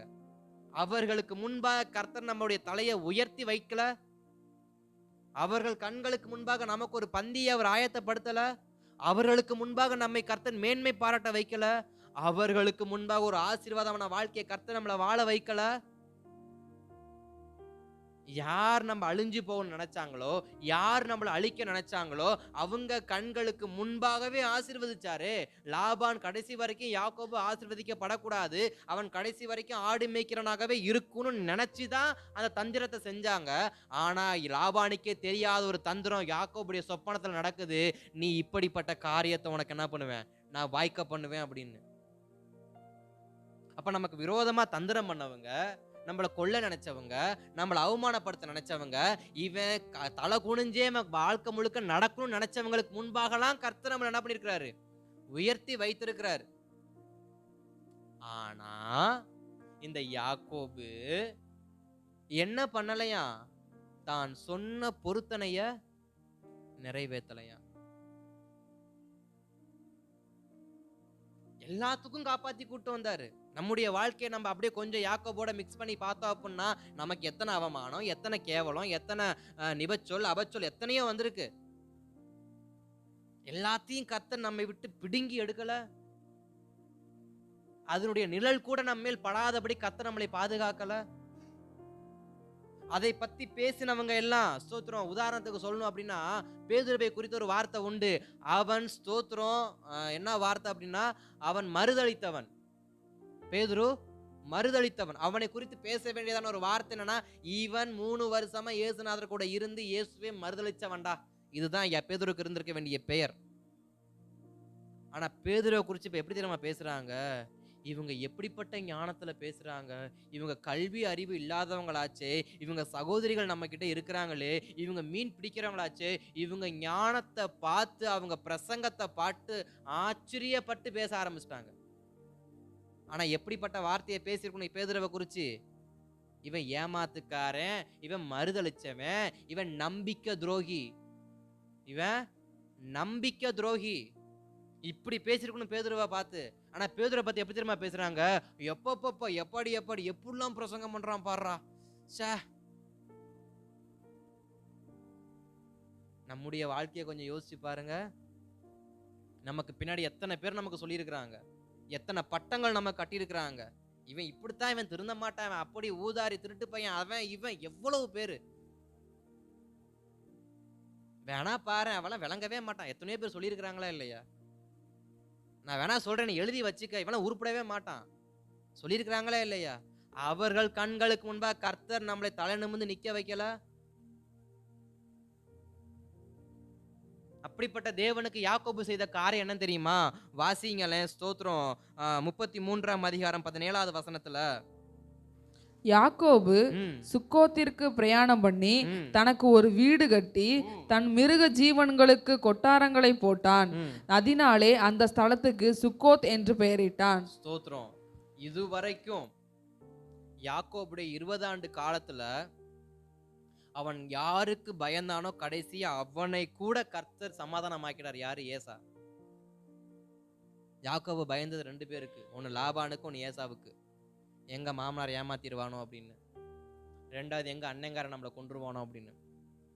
அவன் யாருக்கு பயந்தானோ அந்த 2 பேரையும் கர்த்தர் சமாதானமாக்கிட்டார். இப்ப யாக்கோபு என்ன பண்ணிருக்கணும்? நேரா பெத்தேலுக்கு போய் அங்க ஒரு பலிபீடத்தை கட்டி, என்னை இவ்வளவா நடத்தி வந்தீரே, உமக்கு நன்றின்னு சொல்லியிருக்க கூடாது? சொல்லியிருக்கணுமா, சொல்லியிருக்க கூடாதா? ஆனா யாக்கோபு செய்த காரியம் என்ன? யாக்கோபு சுக்கோத்திற்கு பிரயாணம் பண்ணி தனக்கு ஒரு வீட்டை கட்டி தன் மிருகங்களுக்கு கொட்டாகைகளை போட்டு அதனாலே அந்த ஸ்தலத்திற்கு சுக்கோத் என்று பெயரிட்டு. இப்ப எங்க போகணும்? பெத்தேலுக்கு போகணும். எப்படி அழைக்கப்பட்டாரு? உனக்கு தரிசனமானல்ல, நீ ஒரு பொருத்தனை பண்ணல, அந்த பெத்தேலுக்கு வா. அப்படித்தானே அழைச்சாரு. 31:13 நீ தூணுக்கு அபிஷேகம் செய்து எனக்கு ஒரு பொருத்தனை பண்ணின பெத்தேலிலே உனக்கு தரிசனமான தேவன் நானே, நீ பெத்தேலுக்கு என்ன பண்ணு? வா. வார்த்தை என்ன? பெத்தேலுக்கு வரும்படி. இப்ப யாக்கோபுடைய வாழ்க்கை ஃபுல் பீஸ்ஃபுல் ஆயிருச்சு, ஃபுல் சமாதானம், எதுக்க ஒருத்தனும் கிடையாது. இப்ப யாக்கோபு எங்க போறாரு? சுக்கோத்துக்கு. நம்ம கவனிக்க வேண்டிய விஷயம் என்ன அப்படின்னா, கர்த்தர் நம்மை தொடுவதற்கு முன்பாக நம்மை அநேக மனுஷர்கள் தொடுவதற்கு வந்தாங்க. கர்த்தர் நம்மை தொடுவதற்கு முன்பு நம்மை தொடுவதற்கு அநேக மனுஷர்கள் புறப்பட்டு வந்தாங்க. அத்தனை பேரையும் கர்த்தர் விரட்டி நம்மேல் கைப்படாமல் பாதுகாத்தார். நம் தலை குனிந்து போக வேண்டிய இடத்துல நம்மளை தலை குனிந்து போகாம விட்டார். நம்மளை கேவலப்படுத்த நினைச்சவங்க முன்னாடி நம்ம தலை நிமிர வச்சார். உண்மையா இருக்க வேண்டிய தெய்வத்துக்கு யாக்கோபு என்ன இல்ல? பொருத்தனையை நிறைவேற்றுகிறவனா இல்ல. சுக்கோத்துக்கு போய் தனக்கு ஒரு வீட்டை கட்டி தன் ஆடுகளுக்கு ஒரு கொட்டாகையை போட்டு அங்கேயே செட்டில் ஆக நினைச்சிட்டார். நடந்தது என்ன தெரியுமா? 34வது அதிகாரத்துல ஒரு பெரிய அவமானத்தை யாக்கோபு சந்திக்கிறார். இதுவரைக்கும் காப்பாத்தின கர்த்தர் 34வது அதிகாரத்துல யாக்கோபை விட்டுட்டாரு. இதுவரைக்கும் காப்பாத்திய கர்த்தர் லாபானுக்கு தப்புவித்தாரு, லாபானுடைய தந்திரத்துக்கு தப்புவித்தாரு, லாபானுக்கு முன்பாக அவமானப்படாதபடிக்கு தப்புவித்தாரு, லாபானுக்கு முன்னாடி யாக்கோபை ஆசீர்வதிச்சாரு, எல்லாவற்றுக்கும் மேல ஏசாவை கர்த்தர் சமாதானப்படுத்தினாரு. எல்லாவற்றிலும் யாக்கோபுக்கு சமரசமான காரியத்தை செய்த கர்த்தர் எப்பொழுது யாக்கோபு சுக்கோத்திலே தனக்கு ஒரு வீட்டை உண்டு பண்ணினாரோ 34வது அதிகாரத்துல அதே வாசல்ல ஒரு பெரிய அவமானத்தை கர்த்தர் யாக்கோபு கொடுத்தார். அதை நீங்க வீட்டுல போய் வாசிச்சு பாருங்க, நிறைய இருக்கும்.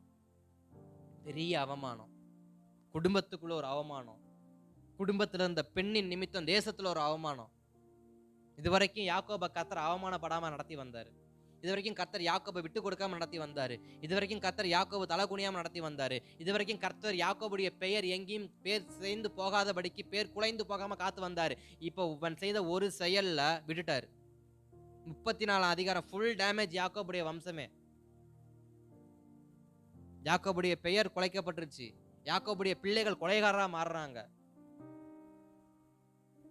காரணம் என்ன?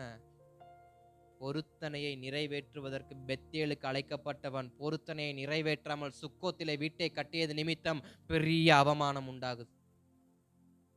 நம்முடைய வாழ்க்கையில கர்த்தருக்கு நம்ம ஏதாவது ஒரு பொருத்தனையை செய்து அதை செய்யாமல் நமக்கு லாபமாகிற காரியத்தை நம்ம செய்வோம்னு சொன்னா, வார்த்தையின்படியே நாமும் சில அவமானங்களை சந்திக்கிறதற்கு ஆயத்தமாக வேண்டியதா இருக்கும். அந்த அவமானங்கள் நமக்கு வந்துடக்கூடாது என்பதற்காக தான் இந்த 2ஆம் நாள்ல நம்முடைய பொருத்தனை நிறைவேற்றும்படி, நம்முடைய பலிபீடத்தை செப்பலிடும்படி கர்த்தர் நம்மளை என்ன பண்றாரு? அழைத்து இருக்கிறார்.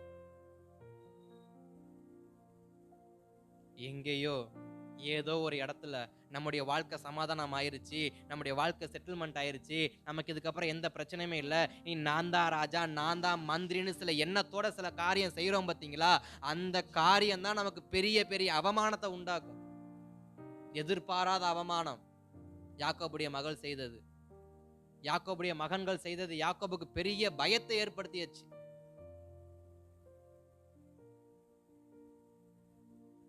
அதற்கு முந்தைய அதிகாரத்துல பார்க்கும் பொழுது தேவனோட உட்கார்ந்து பேசுறாரு.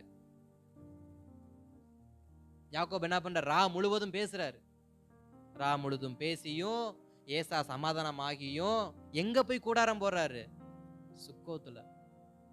டெம்பரவரியா கூடாரம் போட்டு தங்குறது தப்பு இல்ல, அவன் ஒரு வீட்டை கட்டினதுதான் தப்பு. டெம்பரவரியா ஒரு கூடாரத்தை போட்டு நைட்டு ராத் தங்கி பகல்ல புறப்பட்டு இருந்தா பிரச்சனை வந்திருக்காதுங்க. அவன் அங்கேயே டேரா போட நினைச்சாரு பார்த்தீங்களா, அதுதான் பிரச்சனை. சில இடங்கள்ல கர்த்தருடைய பொருத்தனையை செலுத்தாம பார்த்துக்கலாம். இன்னும் சொல்ல போனா, நான் இப்படி ஒரு தியானத்துக்கு நான் வரேன். ஒருவேளை யாக்கோபு நினைச்சிருப்பாரு, என்னைக்காவது நான் பெத்தேலுக்கு போனா அந்த காரியத்தை நான் என்ன பண்றேன், செய்யறேன். இன்னைக்கு நான் சுக்கோத்துல இருக்கேன், நாளைக்கு வேற இடத்துக்கு நான் போவேன். இப்படி நான் டிராவல் ஆகி ஒரு வேளை நான் பெத்தேலுக்கு போனா, நான் பெத்தேல ஒரு வேளை பலிபீடத்தை கட்டி என்ன பண்றேன், இந்த பொருத்தனை நிறைவேற்றுறேன்னு ஒருவேளை யாக்கோபு நினைச்சிருப்பாரோ தெரியல.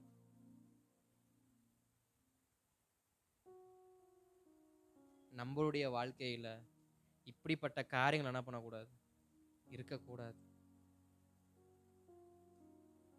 செய்த பொருத்தனையை செய்ய தீவிரமா போ, செய்து தீர்த்துட்டு வா. அப்புறம் உபாகமம் 22:23 செஞ்சு தீத்துட்டு வா. செய்யாம இருக்காத, செஞ்சு முடிச்சிரு. சில உறவுகளை நம்ம பார்க்க போறப்ப நமக்கு அந்த உறவுகள் முக்கியம் இல்லை அப்படின்னா, போனா பார்த்துக்கலாம், எப்படியும் அந்த ஃபங்க்ஷனுக்கு வருவாங்க பேசிக்கலாம், எப்படியும் அந்த டெத்துக்கு வருவாங்க விசாரிச்சுக்கலாம், எப்படி இவங்க வீட்டுக்கு வருவாங்க அப்ப பார்த்துக்கலாம். இதுக்கு பேர் என்ன தெரியுமா, அலட்சியம். அவங்க நமக்கு முக்கியம் கிடையாது. அது போல யாக்கோபு நினைச்சிருப்பாரோ தெரியல, ஒரு வேளை நான் பெத்தேலுக்கு என்னைக்காவது போனா அன்னைக்கு நான் என்ன பண்ணிக்கிறேன், போயிட்டு பலிபீடம் கட்டி நான் பொறுத்தையை நிறைவேற்றிக்கிறேன். அது வரைக்கும் நான் சுக்கத்துல இருக்கேன், நாளைக்கு எங்க போறேன் அங்க அப்படி அது வரைக்கும் அவர் ஜீவனோட இருப்பாரா எனக்கு நமக்கு. இப்படிதான் சில பொருத்தனைகள் நிறைவேறாமலே சிலருடைய ஜீவன் போயிருக்கு. அதனால பொருத்தனை என்பது கர்த்தர் என்னை ஆசீர்வதித்திருக்கிறார் என்பதற்கான அடையாளம். அதனாலதான் சொன்னேன், பொருத்தனை என்பது என்னை கர்த்தர் ஆசீர்வதித்தார் என்பதற்கான அடையாளம். இப்ப 35ஆம் அதிகாரத்துல 7ஆவது வசனத்துல யாக்கோபு பலிபீடம் கட்டும் பொழுது கேட்டிருப்பாங்களா மாட்டாங்களா? என்ன யாக்கோபு பலிபீடம் கட்டிக்கிட்டு இருக்கிற என்ன விஷயம், என்ன ஒரே ஆர்ப்பாட்டமா இருக்கு, ஒரே அமர்க்களமா இருக்கு, என்ன விஷயம்பா? அப்ப யாக்கோபு சொல்லியிருப்பான், கடந்த 20 ஆண்டு காலங்களாய் என்னை காப்பாற்றி நடத்தின கர்த்தர் இதே இடத்துல 20 வருஷத்துக்கு முன்னாடி நான் ஒத்தையா இருந்தப்ப எனக்கு வார்த்தையை கொடுத்து என்னை பலப்படுத்தி என்னை தைரியப்படுத்தி நடத்தின தேவன் இவருதான். இந்த இடத்துல தான் எனக்கு தரிசனம் ஆனாரு. இப்ப என்னடா இவனா திரும்பி வந்திருக்க, 20 வருஷம் ஆச்சு. வெறுங்கையா போனேன், இரு பரிவாரத்தை கொடுத்தாரு. வெறுங்கையா போனேன், மனைவி பிள்ளைகளை கொடுத்தாரு. வெறுங்கையா போனேன், பெரிய ஆட்டு மந்தையை கொடுத்தாரு. பயந்து பயந்து வாழ்ந்தேன், பயத்தையெல்லாம் போக்கிட்டாரு. என்னைய கர்த்தர் ஆசீர்வதிச்சிருக்காருங்க. எனக்கு இரு பரிவாரத்தை கொடுத்துருக்காருங்க. அதுக்கு அடையாளமா தாங்க நான் பொருத்தனை செய்ய வந்திருக்கேன். பொருத்தனை நிறைவேற்றுவது என்பது நம்முடையதான ஆசீர்வாதத்தின் அடையாளம். நம்முடைய பொருத்தனை செலுத்தாதபடி கர்த்தர் நம்மளை தரித்திரரா விட்டுருக்காரா? நம்முடைய பொருத்தனைகளை நாம் செலுத்தாதபடிக்கு கர்த்தர் நம்மை தரித்திரரா விட்டுருக்காரா? கர்த்தர் நம்மளை அந்த அளவுக்கு ஒன்றும் இல்லாதவர்களாய் வைத்திருக்கிறாரா? நம்மளை கர்த்தர் ஆசீர்வதிச்சிருக்கிறார்ல. அப்ப கர்த்தர் ஆசீர்வதிச்சதுக்கான அடையாளமே நாம் அவருக்கு சொன்ன பொருத்தனை நிறைவேற்றுறது தானே. யாக்கோபிட கேட்டிருப்பாங்களா மாட்டாங்களா? யாக்கோபின் பிள்ளைங்க கேட்டிருப்பாங்களா இல்லையா? யாக்கோபின் மனைவி கேட்டிருப்பாங்களா இல்லையா? யாக்கோபோடு இந்த சகோதரர்கள், யாக்கோபோடு உடன் ஓடி வந்தவங்களாம் கேட்டிருப்பாங்களா? என்ன யாக்கோபு சம்பந்தம் இந்த இடத்துல வந்து சுத்தம் பண்ணிக்கிட்டு இருக்கிற, பலிபீடம் கட்டிக்கிட்டு இருக்கிற, என்ன பண்ணிக்கிட்டு இருக்க? உனக்கு தெரியாதுடா, நீ பாக்குற யாக்கோபு நான் இல்லடா. நீ பார்க்குற யாக்கோபு, நான் இல்லடா, எனக்கு மட்டும்தான்டா தெரியும் என் வாழ்க்கை எப்படி இருந்துச்சு அப்படின்னு. இதே பலிபீடத்துல 20 வருஷமா நான் எப்படி இருந்தேன் எனக்கு மட்டும்தான்டா தெரியும். உனக்கு தெரியாதுடா, உனக்கு தெரியாதுடா. கதை சொல்றேன் கேளுன்னு சரித்திரத்தையே சொல்லியிருப்பார். எப்ப தெரியுமா அதெல்லாம் வாய்ப்பு கிடைக்கும்? நம்ம பொருத்தனையை நிறைவேற்றும் பொழுது நம்மள கேட்பாங்க, என்னங்க விஷயம்? என்ன இந்த காரியத்தை செஞ்சிருக்கிறீங்க? உனக்கு தெரியாதும்மா, நான் சொன்னேன் தேவ சமூகத்துல, இதை எனக்கு செஞ்சு கொடுங்க ஆண்டவரே, நான் இதற்கு பதிலா இதை நான் செய்யறேன்னு சொன்னேன், எனக்கு கர்த்தர் செஞ்சிட்டாரு, அதான் நான் ஞாபகமா வந்து என்ன பண்றேன், இந்த காரியத்தை நான் செய்யறேன். சொல்ல முடியுமா முடியாதா? அதுதாங்க சாட்சி, அதுதாங்க ஆசீர்வாதத்தின் அடையாளம். நம்ம ஆசீர்வதிக்கப்பட்டிருக்கோம்னு மத்தவங்களுக்கு எப்ப தெரியுமா? நம்ம கர்த்தருடைய கரத்துல, கர்த்தருடைய சமூகத்துல சொன்ன வாக்குறுதியை நிறைவேற்றும் போதுதான் தெரியுமா. இவ்வளவு ஏன், இப்ப நம்முடைய சபையில இருக்கிற நீங்களே பொருத்தனையை நிறைவேற்றும் பொழுது எனக்கு தெரியாது, நீங்க பண்ண பொருத்தனை எனக்கு தெரியாது. எப்ப தெரியுமா தெரிய வரும்? அந்த பொருத்தனை நீங்க தேவ சமூகத்துல கொண்டு வரும்பொழுது, என்னங்க விஷயம், என்ன திடீர்னு இந்த காரியத்தை நீங்க செய்றீங்க அப்படின்னா, இல்லங்க பாஸ்டர், நான் ஜெபம் பண்ணேன், இந்த காரியத்துக்காக நான் ஜெபம் பண்ணேன், கர்த்தர் எனக்கு வாய்க்க பண்ணாரு, அதுக்கு அடையாளம் தாங்க இது. இப்ப அது சாட்சியா நாளோட என்ன பண்ணும், சபையில அப்படியே வளர்ந்துகிட்டே இருக்கும். இதே போல பலவீனப்பட்டவங்களுக்கு இது ஒரு சாட்சியா என்ன பண்ணும், மாறும். இதே போல ஆசீர்வாதத்துல குறைந்தவர்களுக்கு இது ஒரு சாட்சியா என்ன பண்ணும், மாறும். காரணம் என்ன? இதே போலதாங்க சபையில ஒரு சகோதரி ஜெபிச்சாங்க, ஒரு சகோதரன் ஜெபித்தாரு, கர்த்தர் இந்த காரியத்தை செஞ்சார். நீங்க ஒரு பொருத்தனை பண்ணி பாருங்களேன். ஆசீர்வாதத்தின் அடையாளம் பொருத்தனை நிறைவேற்றுறது. நீங்க நம்முடைய வாழ்க்கையில சில அவமானங்கள், சில ஆசீர்வாத குறைவுகள் வர காரணம் என்ன? யாக்கோபுடைய வாழ்க்கையில ஏன் கர்த்தர் அவமானத்தை கொடுத்தாராம்? அவனுடைய வாழ்க்கை சமாதானமா இருக்கும் பொழுது அவன் பொருத்தனையை குறித்து யோசிக்கவே இல்லை. நம்முடைய வாழ்க்கை சமாதானமா இருக்கும் பொழுது கொஞ்சம் நிதானிச்சு பாருங்க, கர்த்தருக்கு செய்ய வேண்டிய காரியங்கள் ஏதாவது மிச்சம் இருக்கா? கரங்கள் ஆசீர்வதிக்கப்படும் பொழுது அதை வாங்கலாம் இதை வாங்கலான்றதை விட, கர்த்தருக்கு ஏதாவது நான் சொல்லி செய்யாம இருக்கேனா? நான் ஏதாவது பொருத்தனை பண்ணியிருக்கேனா? உங்களை நீங்களே நிதானித்து அறிந்தால் நம்ம நியாயம் தீர்க்க படமாட்டோம். கொஞ்சம் யோசிங்க, கொஞ்சம் அமர்ந்திருந்து யோசிங்க. உங்களுடைய வாழ்க்கை சமாதானமா இருக்கும் பொழுது, உங்களுடைய வாழ்க்கையில கர்த்தர் ஆசீர்வாதத்தை அதிகமா கொடுக்கும் பொழுது, உங்க பிள்ளையோட வாழ்க்கையில கர்த்தர் ஆசீர்வாதத்தை அதிகமா கொடுக்கும் பொழுது கொஞ்சம் யோசிங்க, நான் கர்த்தருக்கு செய்ய வேண்டிய பொருத்தனை ஏதாவது இருக்கா? ஏதாவது இருக்கா? அப்படி எதுவுமே இல்லைன்னா அந்த ஆசீர்வாதத்தை சுதந்திரமா அனுபவிங்க. அப்படி இருக்குமானால் தயவு செய்து அந்த பொருத்தனையை முதலாவது நிறைவேற்றிருங்க. இப்ப 34ஆம் அதிகாரத்துல அவன் பெரிய அவமானப்பட்டதுக்கு அப்புறம் 35வது வசனத்துல மறுபடியும் வார்த்தை வருது, யாக்கோபே இப்பயாவது பெத்தேலுக்கு போ, இப்பயாவது பெத்தேலுக்கு போ. இதுக்கு மேலையும் நீங்க இருந்தன்னு வச்சுக்கேன், உன் பிள்ளைங்க செத்து போயிருவாங்க. உன் பிள்ளைங்க உள்ள போய் கொன்னாங்க பத்தியா, அத்தனை பேரும் உன் பிள்ளைங்களை சும்மா விட மாட்டாங்க, பாத்துக்க. இப்பயாவது பெத்தேலுக்கு போ. நீ அவமானப்பட்டது போதும், பெத்தேலுக்கு திரும்புவோம். நம்முடைய வாழ்க்கையில நம்ம நிறைய அவமானத்தை பார்த்துட்டோம், இதுக்கப்புறமா அது பலிபீடத்துக்கு நேரம் திரும்புவோம். இதுக்கு மேலேயும் நான் பலிபீடத்தை செப்பனிட மாட்டேன், நான் பெத்தேலுக்கு போக மாட்டேன், நான் இங்கேயே தான் இருப்பேன் அப்படின்னா, இதிலும் பெரிதான தீமையை நமக்கு பின்பாக காத்து கொண்டிருக்கு. பிள்ளைங்களை நிச்சயமா அந்த ஊருக்கார வந்து கொண்டிருப்பாங்க. வஞ்சகம் இருந்துகிட்டே இருந்திருக்கும். வாய்ப்பு கிடைக்கும் போது நிச்சயமா கொண்டிருப்பாங்க. ஒவ்வொரு பிள்ளைகளா கொண்டிருப்பாங்க. ஏன்னா இந்த யாக்கோபின் பிள்ளைங்க ஒருத்தனை கொண்டுட்டு வரல, அந்த ஊர்ல இருக்க மொத்த ஆண் மகன்களையும் கொண்டு போட்டு வந்திருக்கிறாங்க. அப்ப ரிவெஞ்ச் எடுப்பாங்களா மாட்டாங்களா? குடும்பத்தையே அழிச்சிருப்பாங்க. சந்ததி உருவாயிருக்காது. ஆனா 35ஆம் அதிகாரத்துல முதல் வசனத்துல யாக்கோபு கர்த்தருடைய வார்த்தையை கேட்டு குடு குடு குடுன்னு ஓடி போய் பலிபீடத்தை என்ன பண்ணிட்டாரு, செப்பனிட்டாரு. அதற்கு பின்பு சமாதானமான வாழ்க்கை, அதற்கு பின்பு ஒரு சமாதானமான வாழ்க்கை. அப்ப நம்முடைய வாழ்க்கையில சமாதானம் உண்டாகணும்னா பொருத்தனைகளை நிறைவேற்ற வேண்டும். நம்முடைய வாழ்க்கையில சமாதானம் வேணும்னா நம்முடைய பொருத்தனைகளை என்ன பண்ணணும், நிறைவேற்றணும். ஸ்தோத்திரம். இன்னும் 2 காரியங்கள் இருக்கு, சீக்கிரம் நான் சொல்லி முடிச்சிடுறேன். இரண்டாவது, பொருத்தனை செலுத்துவது நம்முடைய நிந்தை நீக்கியதற்கான அடையாளம்னு சொன்னேன்.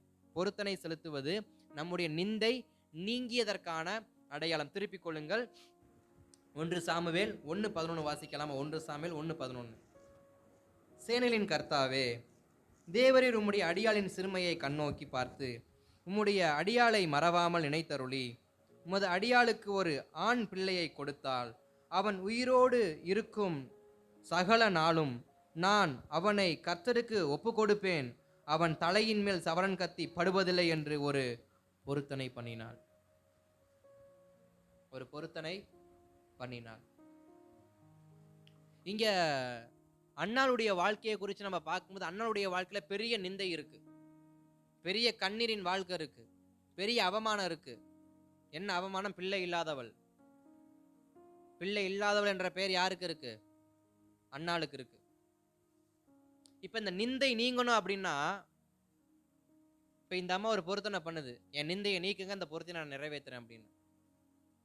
அப்ப பொருத்தனை செலுத்துவது என்பது நிந்தை நீக்கியதற்கான அடையாளம். அதே 1 சாமுவேல் 1 21ஆம் அதிகாரத்தை 21வது வசனத்தை வாசிங்களேன்.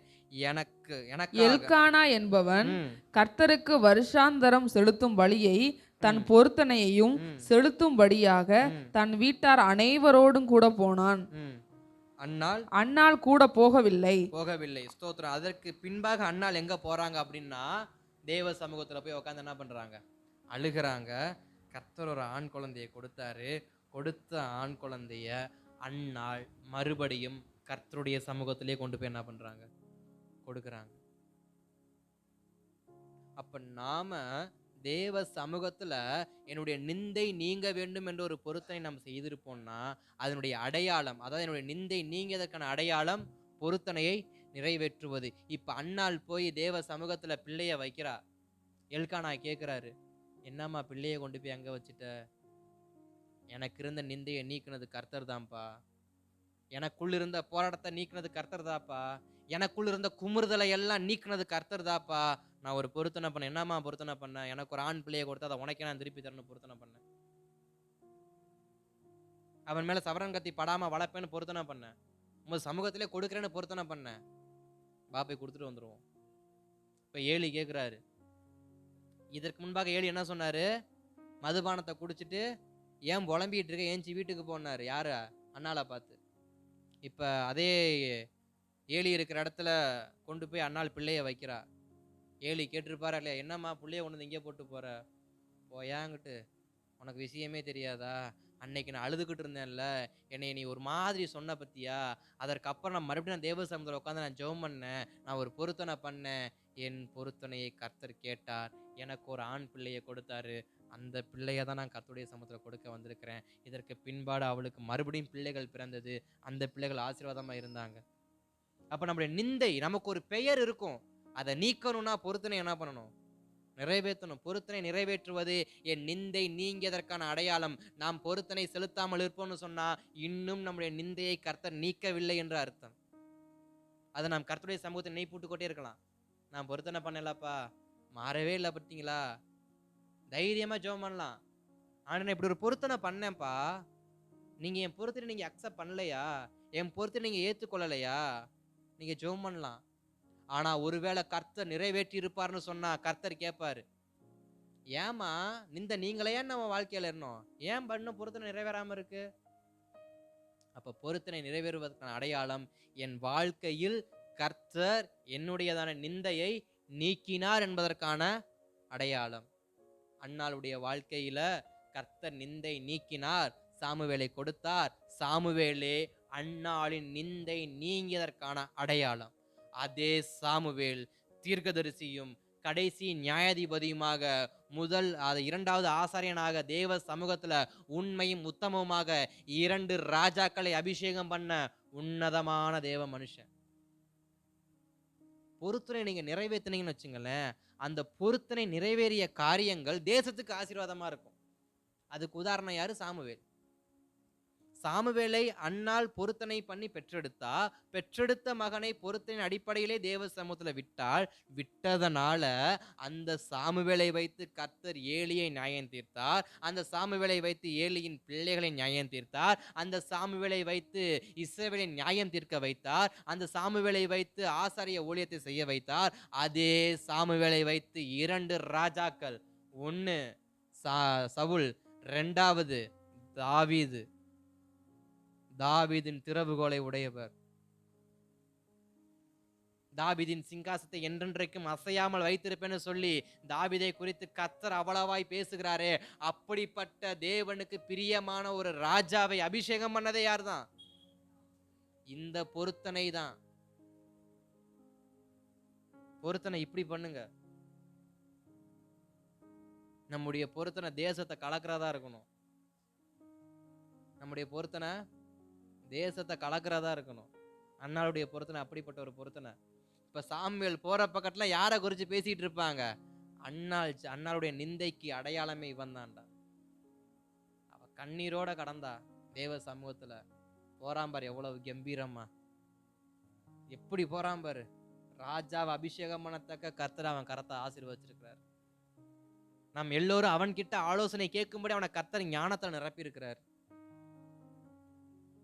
எப்படிங்க இந்த பேரு வரும்? ஒருவேளை அண்ணால் அந்த பொருத்தனையை செலுத்தாம இருந்தா இன்றைக்கு நான் பிரசங்கம் பண்ணியிருக்க மாட்டேன். அவ்வளவுதான் வித்தியாசம். அப்ப நம்முடைய பொருத்தனை நிறைவேறுவது கூட தேசத்திற்கான ஒரு ஆசீர்வாதம் தான். நாம் செய்கிற பொருத்தனை நிறைவேற்றுவதும் தேசத்திற்கான ஒரு ஆசீர்வாதம். அதான் நிந்தை நீங்கியதற்கான அடையாளம் சாமுவேல். அல்லேலூயா, ஸ்தோத்திரம். மூன்றாவது நான் வேகமா சொல்லி முடிக்கிறேன். மூன்றாவது, பொருத்தனை செலுத்துவது சாட்சியின் வாழ்க்கை. பொருத்தனை செலுத்துவது சாட்சியின் வாழ்க்கை. 1 சாமுவேல் சங்கீதம் 116:18 வாசிக்கலாமா? சங்கீதம் 116:18.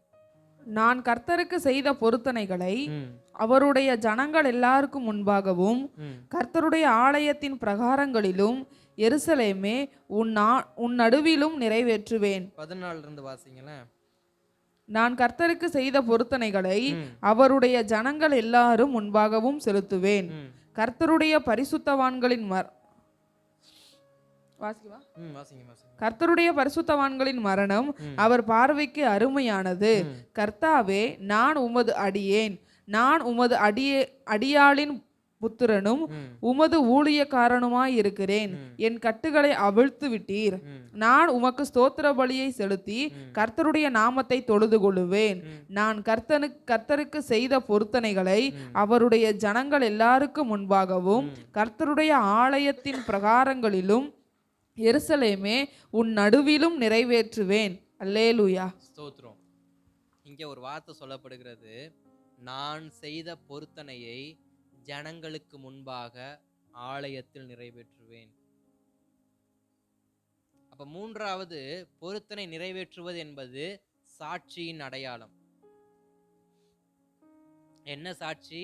சங்கீதக்காரன் சொல்றாரு, நான் செய்த பொருத்தனையை கர்த்தருடையதான சமூகத்தில் ஜனங்களுக்கு முன்பாக கர்த்தருடைய ஆலயத்தில் என்ன பண்ணுவேனா?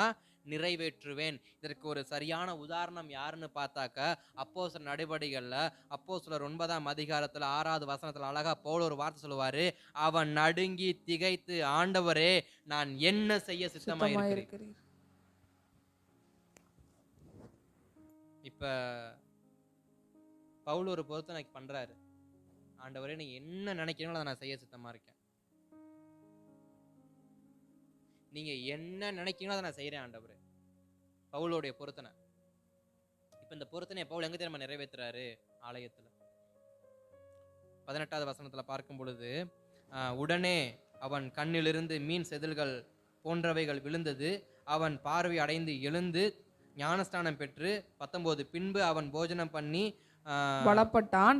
சவுல் தமஸ்குவில் உள்ள சிலருடனே சில நாள் இருந்து தாமதமின்றி கிறிஸ்து தேவனுடைய குமாரன் என்று ஆலயங்களிலே பிரசங்கித்தான். இப்ப எங்க போய் நிக்காரு சாட்சியா? ஆலயத்துல. நம்முடைய சாட்சி எது தெரியுமா? கர்த்தருடைய ஆலயத்துல நிக்கிறது. கர்த்தருடையதான ஆலயத்துல நிக்கிறது. ஏமா சும்மா சும்மா சர்ச்சுக்கு போற? எனக்கு அவர் அற்புதம் பண்ணியிருக்காரு, நான் சர்ச்சுக்கு போறேன். சொல்ல வாய்ப்பு கிடைக்குங்க. சுவிசேஷம் சொல்றதுக்கு வாய்ப்பு கிடைக்கலையா? ஆலயத்துக்கு மாத்திரம் தவறாம வாங்க. அதை பார்த்தே கேட்பாங்க. எங்க வெள்ளிக்கிழமை காலைல 10 மணி உங்களுக்கு காணா போயிருங்க, வீட்டில் இருக்க மாட்டீங்க, சர்ச்சில் ஃபாஸ்டிங் பேர் போயிட்டோங்க. எங்க செவ்வாய்க்கிழமை உங்களை காண சாயங்காலத்தில் சர்ச்சில் பெண்கள் மீட்டிங்க. எங்க செவ்வாய்க்கிழமை சர்ச்சில் ஆண்கள் மீட்டிங்க. எங்க புதன்கிழமை வீட்டு கூட்டாங்க. எங்க ஞாயிற்றுக்கிழமை காலைல இந்த மாதிரி சர்ச்சில் ஆராதனை போயிட்டோங்க, சாயங்காலம் ஊழியத்துக்கு போயிட்டோங்க. எங்க அப்ப காணா போறீங்க? சர்ச்சுக்கு போயிட்டோம். நீங்க உங்களுடைய அருகாமையில வீட்டுல உங்க அயல் வீட்டார் இருக்காங்க பாத்தீங்களா, பக்கத்து வீட்டுக்காரங்க, அவங்க உங்களை மேல ஒரு சாட்சி ஒன்று சொல்லணும். என்ன தெரியுமா சாட்சி சொல்லணும்? ஒண்ணு அவன் வீட்டுல இருப்பான், இல்லையா அவன் சர்ச்சில் இருப்பான். ஒண்ணு வீட்டுல இருப்பான், இல்லையா சர்ச்சில் இருப்பான். இது நாள் அடைவுல அது என்ன பண்ணும்? தெரு முழுக்க பரவும். தெரு முழுக்க. உங்களுக்கு ஒண்ணு சொல்லட்டுமா? வீட்டுல நடக்கிற சண்டை மட்டும்தான் தெரு முழுக்க பரவும்னு கிடையாது. உங்களுடைய சாட்சி உள்ள வாழ்க்கையும் உங்களுக்கு தெரியாமலேயே உங்க தெரு முழுக்க பரவும். உங்களுக்கு தெரியாமலே அது தெரு முழுக்க என்ன பண்ணும்? பரவும். உதாரணத்துக்கு சொல்லணும் அப்படின்னா, நான் ஊழியம் செய்யறேன் அப்படிங்கிறது யாருக்கும் தெரியாது, நான் தான் நினைச்சுக்கிட்டு இருக்கேன். ஆனா ஊருக்கே தெரிஞ்சிருக்கு. எப்படின்னு எனக்கு தெரியாது, ஊருக்கே அது தெரிஞ்சிருக்கு. இன்னாருடைய மகன் ஊழியம் செஞ்சுக்கிட்டு இருக்காரு. அப்ப நம்ம நினைக்கிறோம் நம்ம வீட்டுல நடக்கிற தீமை மட்டும்தான் ஊரே பேசும். அப்படி கிடையாது. நாம கர்த்தருக்கு செய்கிற காரியங்களும் ஊர் பேசும். இதுவரைக்கும் பவுல் எப்படிப்பட்டவரா இருந்தார்? ஆலயங்களை உடைக்கிறவரும், ஆலயத்தை துன்புறுத்துறவரும், ஆராதிக்கிறவங்களை ஸ்தோத்திரம் வேதனைப்படுத்தக்கூடிய மனுஷன் இப்ப எங்க நிக்கிறாரு? ஜனங்களுக்கு முன்பாக ஆலயத்தில் பிரசங்கித்துக் கொண்டிருக்கிறார். அப்ப நம்ம ஆலயத்தில் காணப்படுவது நம்முடைய சாட்சி. இப்ப பவுலை குறிச்சு கேட்பாங்க, என்ன ஆச்சு பவுலுக்கு திடீர்னு சவுலா இருந்தவன் பவுலா மாறிட்டான்? விஷயம் தெரியாதா? இதான் நடந்துச்சு. அப்ப நம்மளை குறிச்சு கேட்கணும், என்ன சும்மா சும்மா இவங்க சர்ச்சில் இருக்கிறாங்க, இவங்களுக்கு வீடு வாசலாம் கிடையாதா? எப்ப பாரு சர்ச்சில் ஏதாவது பிரசங்கம் பண்ணிக்கிட்டே இருக்காங்க, பாடிக்கிட்டே இருக்கிறாங்க, சர்ச்சுக்கு போயிட்டே இருக்கிறாங்க, வீட்டுல பாடிக்கிட்டே இருக்காங்க, என்ன விஷயம்? உனக்கு தெரியாதா? அவங்க இப்படிலாம் இருந்தாங்க, இன்னைக்கு இவ்வளவு ஆசீர்வதிக்கப்பட்டிருக்க காரணம் அவங்க பாடுற பாட்டு தான், அவங்க போற சபை தான், அவங்க ஆராதிக்கிற தேவன் தான் சொல்லி என்ன பண்ணும்? ஊர் சாட்சி சொல்லணும். அதனாலதான் பொருத்தனை நிறைவேற்றுவது சாட்சியின் அடையாளம், ஒரு சாட்சியின் அங்கமாய் இருக்கிறது. ஒரு மனிதன் தொடர்ந்து கர்த்தருடைய சமூகத்துக்கு வருவேன்னு ஒரு பொருத்தனை பண்ணியிருந்தா, அந்த பொருத்தனையை கர்த்தருடைய ஆலயத்திற்கு வந்து தேவ சமூகத்தில் ஆராய்த்து கொண்டே இருப்போம் என்றால், அதுவே நாளடைவில் ஒரு பெரிய சாட்சியாக மாறி மற்றவர்களுக்கு சுவிசேஷத்தை சொல்லுவதற்கும், மற்றவர்கள் நம்மிடத்தில் வந்து எனக்காக ஜெபித்துக் கொள்ளுங்கள் என்று சொல்லுவதற்கும், மற்றவர்கள் நம்மிடத்தில் வந்து சில தெய்வீக ஆலோசனை கேட்பதற்கும் அதுவே வாசலாக மாறும். இப்ப பவுல் கிட்ட சில பேர் ஆலோசனை கேட்டிருப்பாங்க, எப்படி பவுலே நீ இப்படி இருந்தே இப்படி மாறிட்டியேன்னு. அப்ப பவுல் விவரித்து சொல்லியிருப்பார், இப்படி இப்படி இப்படி இப்படி இப்படி இப்படி நடந்துச்சு அப்படின்னு. இப்ப பாருங்க, நம்ம நினைக்கிறோம் பொருத்தனையை செலுத்துறது அது ரொம்ப முக்கியம் நினைக்கிறோம். ஆனா ஒரு பொருத்தனை செலுத்துறது மூலம் நம்முடைய சாட்சி என்ன பண்ணுது? வெளியரங்கம் ஆகுது. பொருத்தனை செய்யாதனால யாக்கோபு ஒரு பெரிய துன்பத்தை அனுபவிச்சாரு. அது வரைக்கும் தப்பு வைக்கப்பட்ட யாக்கோபு துன்பத்தை பார்க்கிறாரு. காரணம் பொருத்தனை நிறைவேற்றாம இருந்தது. அண்ணாளுடைய ஒரு சிறு பொருத்தனை தேசத்தின் ராஜாக்களை அபிஷேகம் பண்ணத்தக்க ஒரு பொருத்தனையாக அது மாறி நிக்குது. சின்ன பொருத்தனை. அன்னைக்கு அண்ணாளுக்கே தெரியாது, இவன் 2 ராஜாக்களை அபிஷேகம் பண்ணுவான், அதில் ஒரு ராஜாவின் சந்ததி தலைமுறை தலைமுறை வரும், அதே சந்ததியின் தலைமுறையில் கிறிஸ்து பிறப்பார்னு அண்ணாளுக்கு தெரியாது. உங்களுக்கு தெரியாதுங்க உங்களுடைய பொருத்தனுடைய வேல்யூ என்ன அப்படின்னு. நம்முடைய பொருத்தனை என்னைக்குமே வேல்யூ உள்ள பொருத்தனையா இருக்கும் தேவ சமூகத்துல. சும்மா ஈக்கும் கொசுக்கும் டீக்கும் பாலுக்கும் என்ன பண்ணக்கூடாது? பொருத்தனை பண்ணக்கூடாது. நம்முடைய பொருத்தனான அந்த வேல்யூவான பொருத்தனையா இருக்கணும். அப்படிப்பட்ட பொருத்தனை தேவ சமூகத்துல சொல்லி பாருங்க. அது நீங்கள் மண்ணுக்குள் புதைந்து புல்லு முளைத்து புல்லு மரமா வளர்ந்தாலும் அது சாட்சியாகவே இருந்து கொண்டிருக்கும். என்றைக்கோ அன்னாளுடைய பொருத்தனை சாமுவேல் பிறந்தான், சாமுவேலுடைய வளர்ச்சி தாவீதை ஆசீர்வதித்தான், தாவீதுடைய சந்ததி கிறிஸ்து பிறந்தார். இது அன்னாளுக்கு தெரியுமா? இது அன்னாளுக்கு தெரியுமா? நினையாத நேரத்தில் மனுஷகுமாரன் வருவது போல நம்முடைய பொருத்தனைகளும் நினையாத நேரத்துல பெரிய சாட்சியா மாறும். அதனால என்றைக்கு பொருத்தனை பண்ணாலும் ஒரு வேல்யூவான பொருத்தனைய தேவ சமூகத்துல பண்ணுங்க. பொருத்தனை பண்ணாமலும் இருக்க முடியாது, பொருத்தனை பண்ணக்கூடாதுன்னு சொல்ல வரல. இன்றைக்கு நான் சொல்லுகிற 2 விஷயம் என்னன்னா, ஒண்ணு பொருத்தனை பண்ணுங்க, அதாவது நிறைவேற்றுங்க. உங்களுடைய பொருத்தனைகளை நிறைவேற்றுங்க. எத்தனை பொருத்தனைகளாக இருந்தாலும் அத்தனை பொருத்தனைகளையும் காலங்கள் வர வர வர வர அதை நிறைவேற்றி கொண்டே வாங்க. 2வது, செய்யற பொருத்தனைய வேல்யூவான பொருத்தனையா பண்ணுங்க. அதனால ஒரு ஒரு நல்லது நடக்கணும். அப்படிப்பட்ட பொருத்தனை பண்ணணும். வெறும் தசம பாகம் கொடுக்கிறது தான் பொருத்தனை கிடையாது. காணிக்கை செலுத்துறது பொருத்தனை கிடையாது. ஒரு வேல்யூ, ஒரு தரமானது, ஒரு உபயோகமானது, காலத்திற்கும் பேசப்படக்கூடியது, அல்லது நம்முடைய ஸ்தோத்திரம் தேவனுடைய நாமத்துக்கென்று பிரதிபலிக்கக்கூடியதா இருக்கணும். அப்படிப்பட்ட வேல்யூவானதை பொருத்தனை பண்ணுங்க. ஏன்னா சிலருடைய பொருத்தனைகள் நீங்க பண்ணிருப்பீங்க, அது உங்களுக்கே நீங்க யோசிச்சு பார்த்தா உங்களுக்கு சிரிப்பு வரும் அந்த பொருத்தனையை பார்க்குறப்ப. இதெல்லாமா நம்ம பொருத்தனை பண்ணோம், இதெல்லாம் எவனாவது பொருத்தனை பண்ணுவானா, நமக்கே சிரிப்பு வரும். அப்படிப்பட்ட பொருத்தனைகள் இல்ல, வேல்யூவா பொருத்தனை பண்ணுங்க. அது நல்ல தரமானதா இருக்கணும். அது எப்படிப்பட்ட தரமா இருக்கணுமா? ராஜாக்களை அபிஷேகம் பண்ணுகிற கரமா இருக்கணும். 3 காரியம். முதலாவது, நம்முடைய பொருத்தனை நிறைவேற்றப்படும் பொழுது நமக்கு மறைமுகமா இருக்கிற நிந்தனைகள் மாற்றப்படுகிறது. இரண்டாவது, நம்ம பொருத்தனை பண்ணும் பொழுது அந்த பொருத்தனை நிமித்தம் தேசத்தின் ராஜாக்கள் அசைக்கப்படுறாங்க. மூன்றாவது, பொருத்தனைகள் நிறைவேற்றப்படும் பொழுது அது சாட்சி உள்ள வாழ்க்கையை என்ன பண்ணுது? கொண்டு வருகிறது. அப்ப இன்றைக்கு 2வது நாட்கள் யாக்கோபு கட்டிய பலிபீடம் பொருத்தனையை நிறைவேற்றுகிற பலிபீடம். நம்மிடத்தில் கர்த்தர் அழைக்கிற ஒரு பலிபீடம். உன் பொருத்தனையை நிறைவேற்றும்படி உன் பலிபீடத்தை என்ன பண்ணு? செட் பண்ணிடு. ஜெபிக்கலாமா தேவ சமூகத்துல?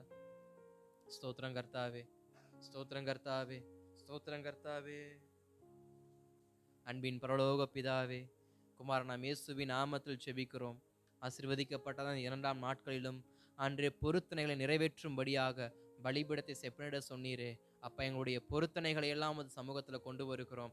நாங்கள் எத்தனை பொருத்தனைகளை மறந்தோமோ அத்தனையும் கர்த்தர் ஞாபகத்தில் கொண்டு வாங்கப்பா. ஆண்டு இந்த இரவு நேரத்துல அப்பா ஸ்தோத்திரம், நாங்கள் எந்தெந்த பொருத்தனைகளை எல்லாம் தேவ சமூகத்தில் மறந்து போனோமோ அத்தனைகளும் எங்களுக்கு ஞாபகத்துக்கு வரட்டும். அது நிமித்தம் நாங்கள் துக்கப்படாதபடிக்கு, நாங்கள் பொருத்தனை நிறைவேற்றாததுனால நாங்கள் அவமானப்படாதபடிக்கு எங்களுக்கு கர்த்தர் ஞாபகப்படுத்துங்க. எங்களுக்கு கர்த்தர் ஞாபகப்படுத்துங்க. எங்க பலிபீடம் செப்பனிடப்படுவதற்கு என் பொருத்தனை ஆண்டவரே நிறைவேற்றுவது தடையா இருக்கும் என்றால் அதை நிறைவேற்றுவதற்கு நான் பிரயாசப்படுகிறேன் அப்பா. என் பலிபீடம் செப்பனிடப்படுவதற்கு, என் பலிபீடம் முழுமை அடைவதற்கு நான் என்னுடைய பொருத்தனை காரணமா இருக்கும் என்றால் அந்த பொருத்தனை நிறைவேற்றுவதற்கு நான் தீவிரப்படுகிறேன். நாங்க தீவிரப்படுகிறோம்ப்பா. எங்களுக்கு உதவி செய்யுங்க தேவனே. எங்க எல்லோருக்கும் எங்களுடைய பொருத்தனைகளை நிறைவேற்றுவதற்கு கர்த்தர் இன்னொரு வாய்ப்பு கொடுங்கப்பா. இன்னொரு ஒரு வாய்ப்பு கொடுங்க ஆண்டவரே. நாங்கள் பொருத்தனைகள் நிறைவேற்றி ஆண்டவரே ஸ்தோத்திரமை உயர்த்துகிற பிள்ளைகளாய் நாங்கள் மாறுகிறோம். ஆண்டவரே ஸ்தோத்திரம்ப்பா. நாங்க என்றைக்குமே தேவ சமூகத்துல வேல்யூவான பொருத்தனை பண்ணக்கூடியவர்களாக எங்களை மாத்துங்க ஆண்டவர். நாங்க தேவ சமூகத்தில் நாங்க ஒரு பொருத்தனை பண்ணோம்னா அந்த பொருத்தனை தரமுள்ள பொருத்தனையா இருக்க எங்களுக்கு ஞானத்தை கொடுங்கப்பா. எங்களுக்கு ஞானத்தை கொடுங்க. அன்னாளுக்கு ஞானத்தை கொடுத்து அன்னாளுடைய பொருத்தனை ஆசீர்வதித்த கர்த்தர் அப்பா, நாங்களும் அன்னாளை போல தேவனுக்கு பிரயோஜனமானதை நாங்கள் பொருத்தனை பண்ண கர்த்தர் உதவி செய்யுங்கப்பா. தேவனுக்கு பிரயோஜனப்படத்தக்க எங்கள் பொருத்தனை மாறட்டும்ப்பா. ஒப்பு கொடுக்கிறோம் ஆண்டவரே. இதோ இந்த 2ஆம் நாட்கள தேவ சமூகத்துல தங்கள் பலிபீடத்தை செப்பனிடும்படி வந்திருக்கிறார்களே, இவர்கள் மறந்து போன, இவர்கள் இழந்து போன, இவருடைய மறதிக்கே ஆண்டவரே வராமல் போன காரியங்களில் கர்த்தர் கோபமா இருப்பீர் என்றால் அந்த காரியங்களை யாக்கோபுக்கு ஞாபகப்படுத்தி யாக்கோபை அழைத்து வந்தது போல இவர்களையும் கர்த்தர் அழைத்து கொண்டு போங்கப்பா. எந்தெந்த பலிபீடங்கள் செப்பனிடப்பட வேண்டுமோ அந்த பலிபீடங்களை கர்த்தர் அழைத்து கொண்டு போங்கப்பா. சொப்பனத்திலே யாக்கோபோடு பேசி, நான் உனக்கு தரிசனமானேனே, நீ எனக்கு பொருத்தனை பண்ணாய் அல்லவா, அந்த தேவன் நான் தான் என்று யாக்கோபோடு பேசினது போல இந்த இரவு நேரத்துல அப்பா இவர்கள் மறந்து போன பொருத்தனைகள் எல்லாம் இவருடைய இருதயத்துக்கு ஞாபகத்துக்கு வரட்டும். எல்லாம் சிந்தைக்கு ஞாபகத்துக்கு வரட்டும். ஆண்டவரே, சிறிய பொருத்தனை ஆண்டவரே, சின்ன ஈ நறுமண தைலத்தையே குலைக்கும் என்றார். அதுபோல நாங்கள் சில பொருத்தனைகள் சின்னது தானே, இதெல்லாம் பெரிய விஷயமா நாங்க நினைச்சோம். ஆனா அதுதான் இன்னைக்கு எங்களுடைய ஆவிக்குரிய வாழ்க்கையை கெடுக்கிறதுக்கு இன்றைக்கு ஸ்தோத்திரம் தேவ சமூகத்துல நாங்க காணப்படாம போறதுக்கு, நாங்க அவமானப்பட்டு நிக்கிறதுக்கு அதுவே காரணமா இருக்கு. எங்க பொருத்தனையை நிறைவேற்றுவதற்கு இந்த நாட்கள் எங்களை ஒப்பு கொடுக்கிறோம்ப்பா.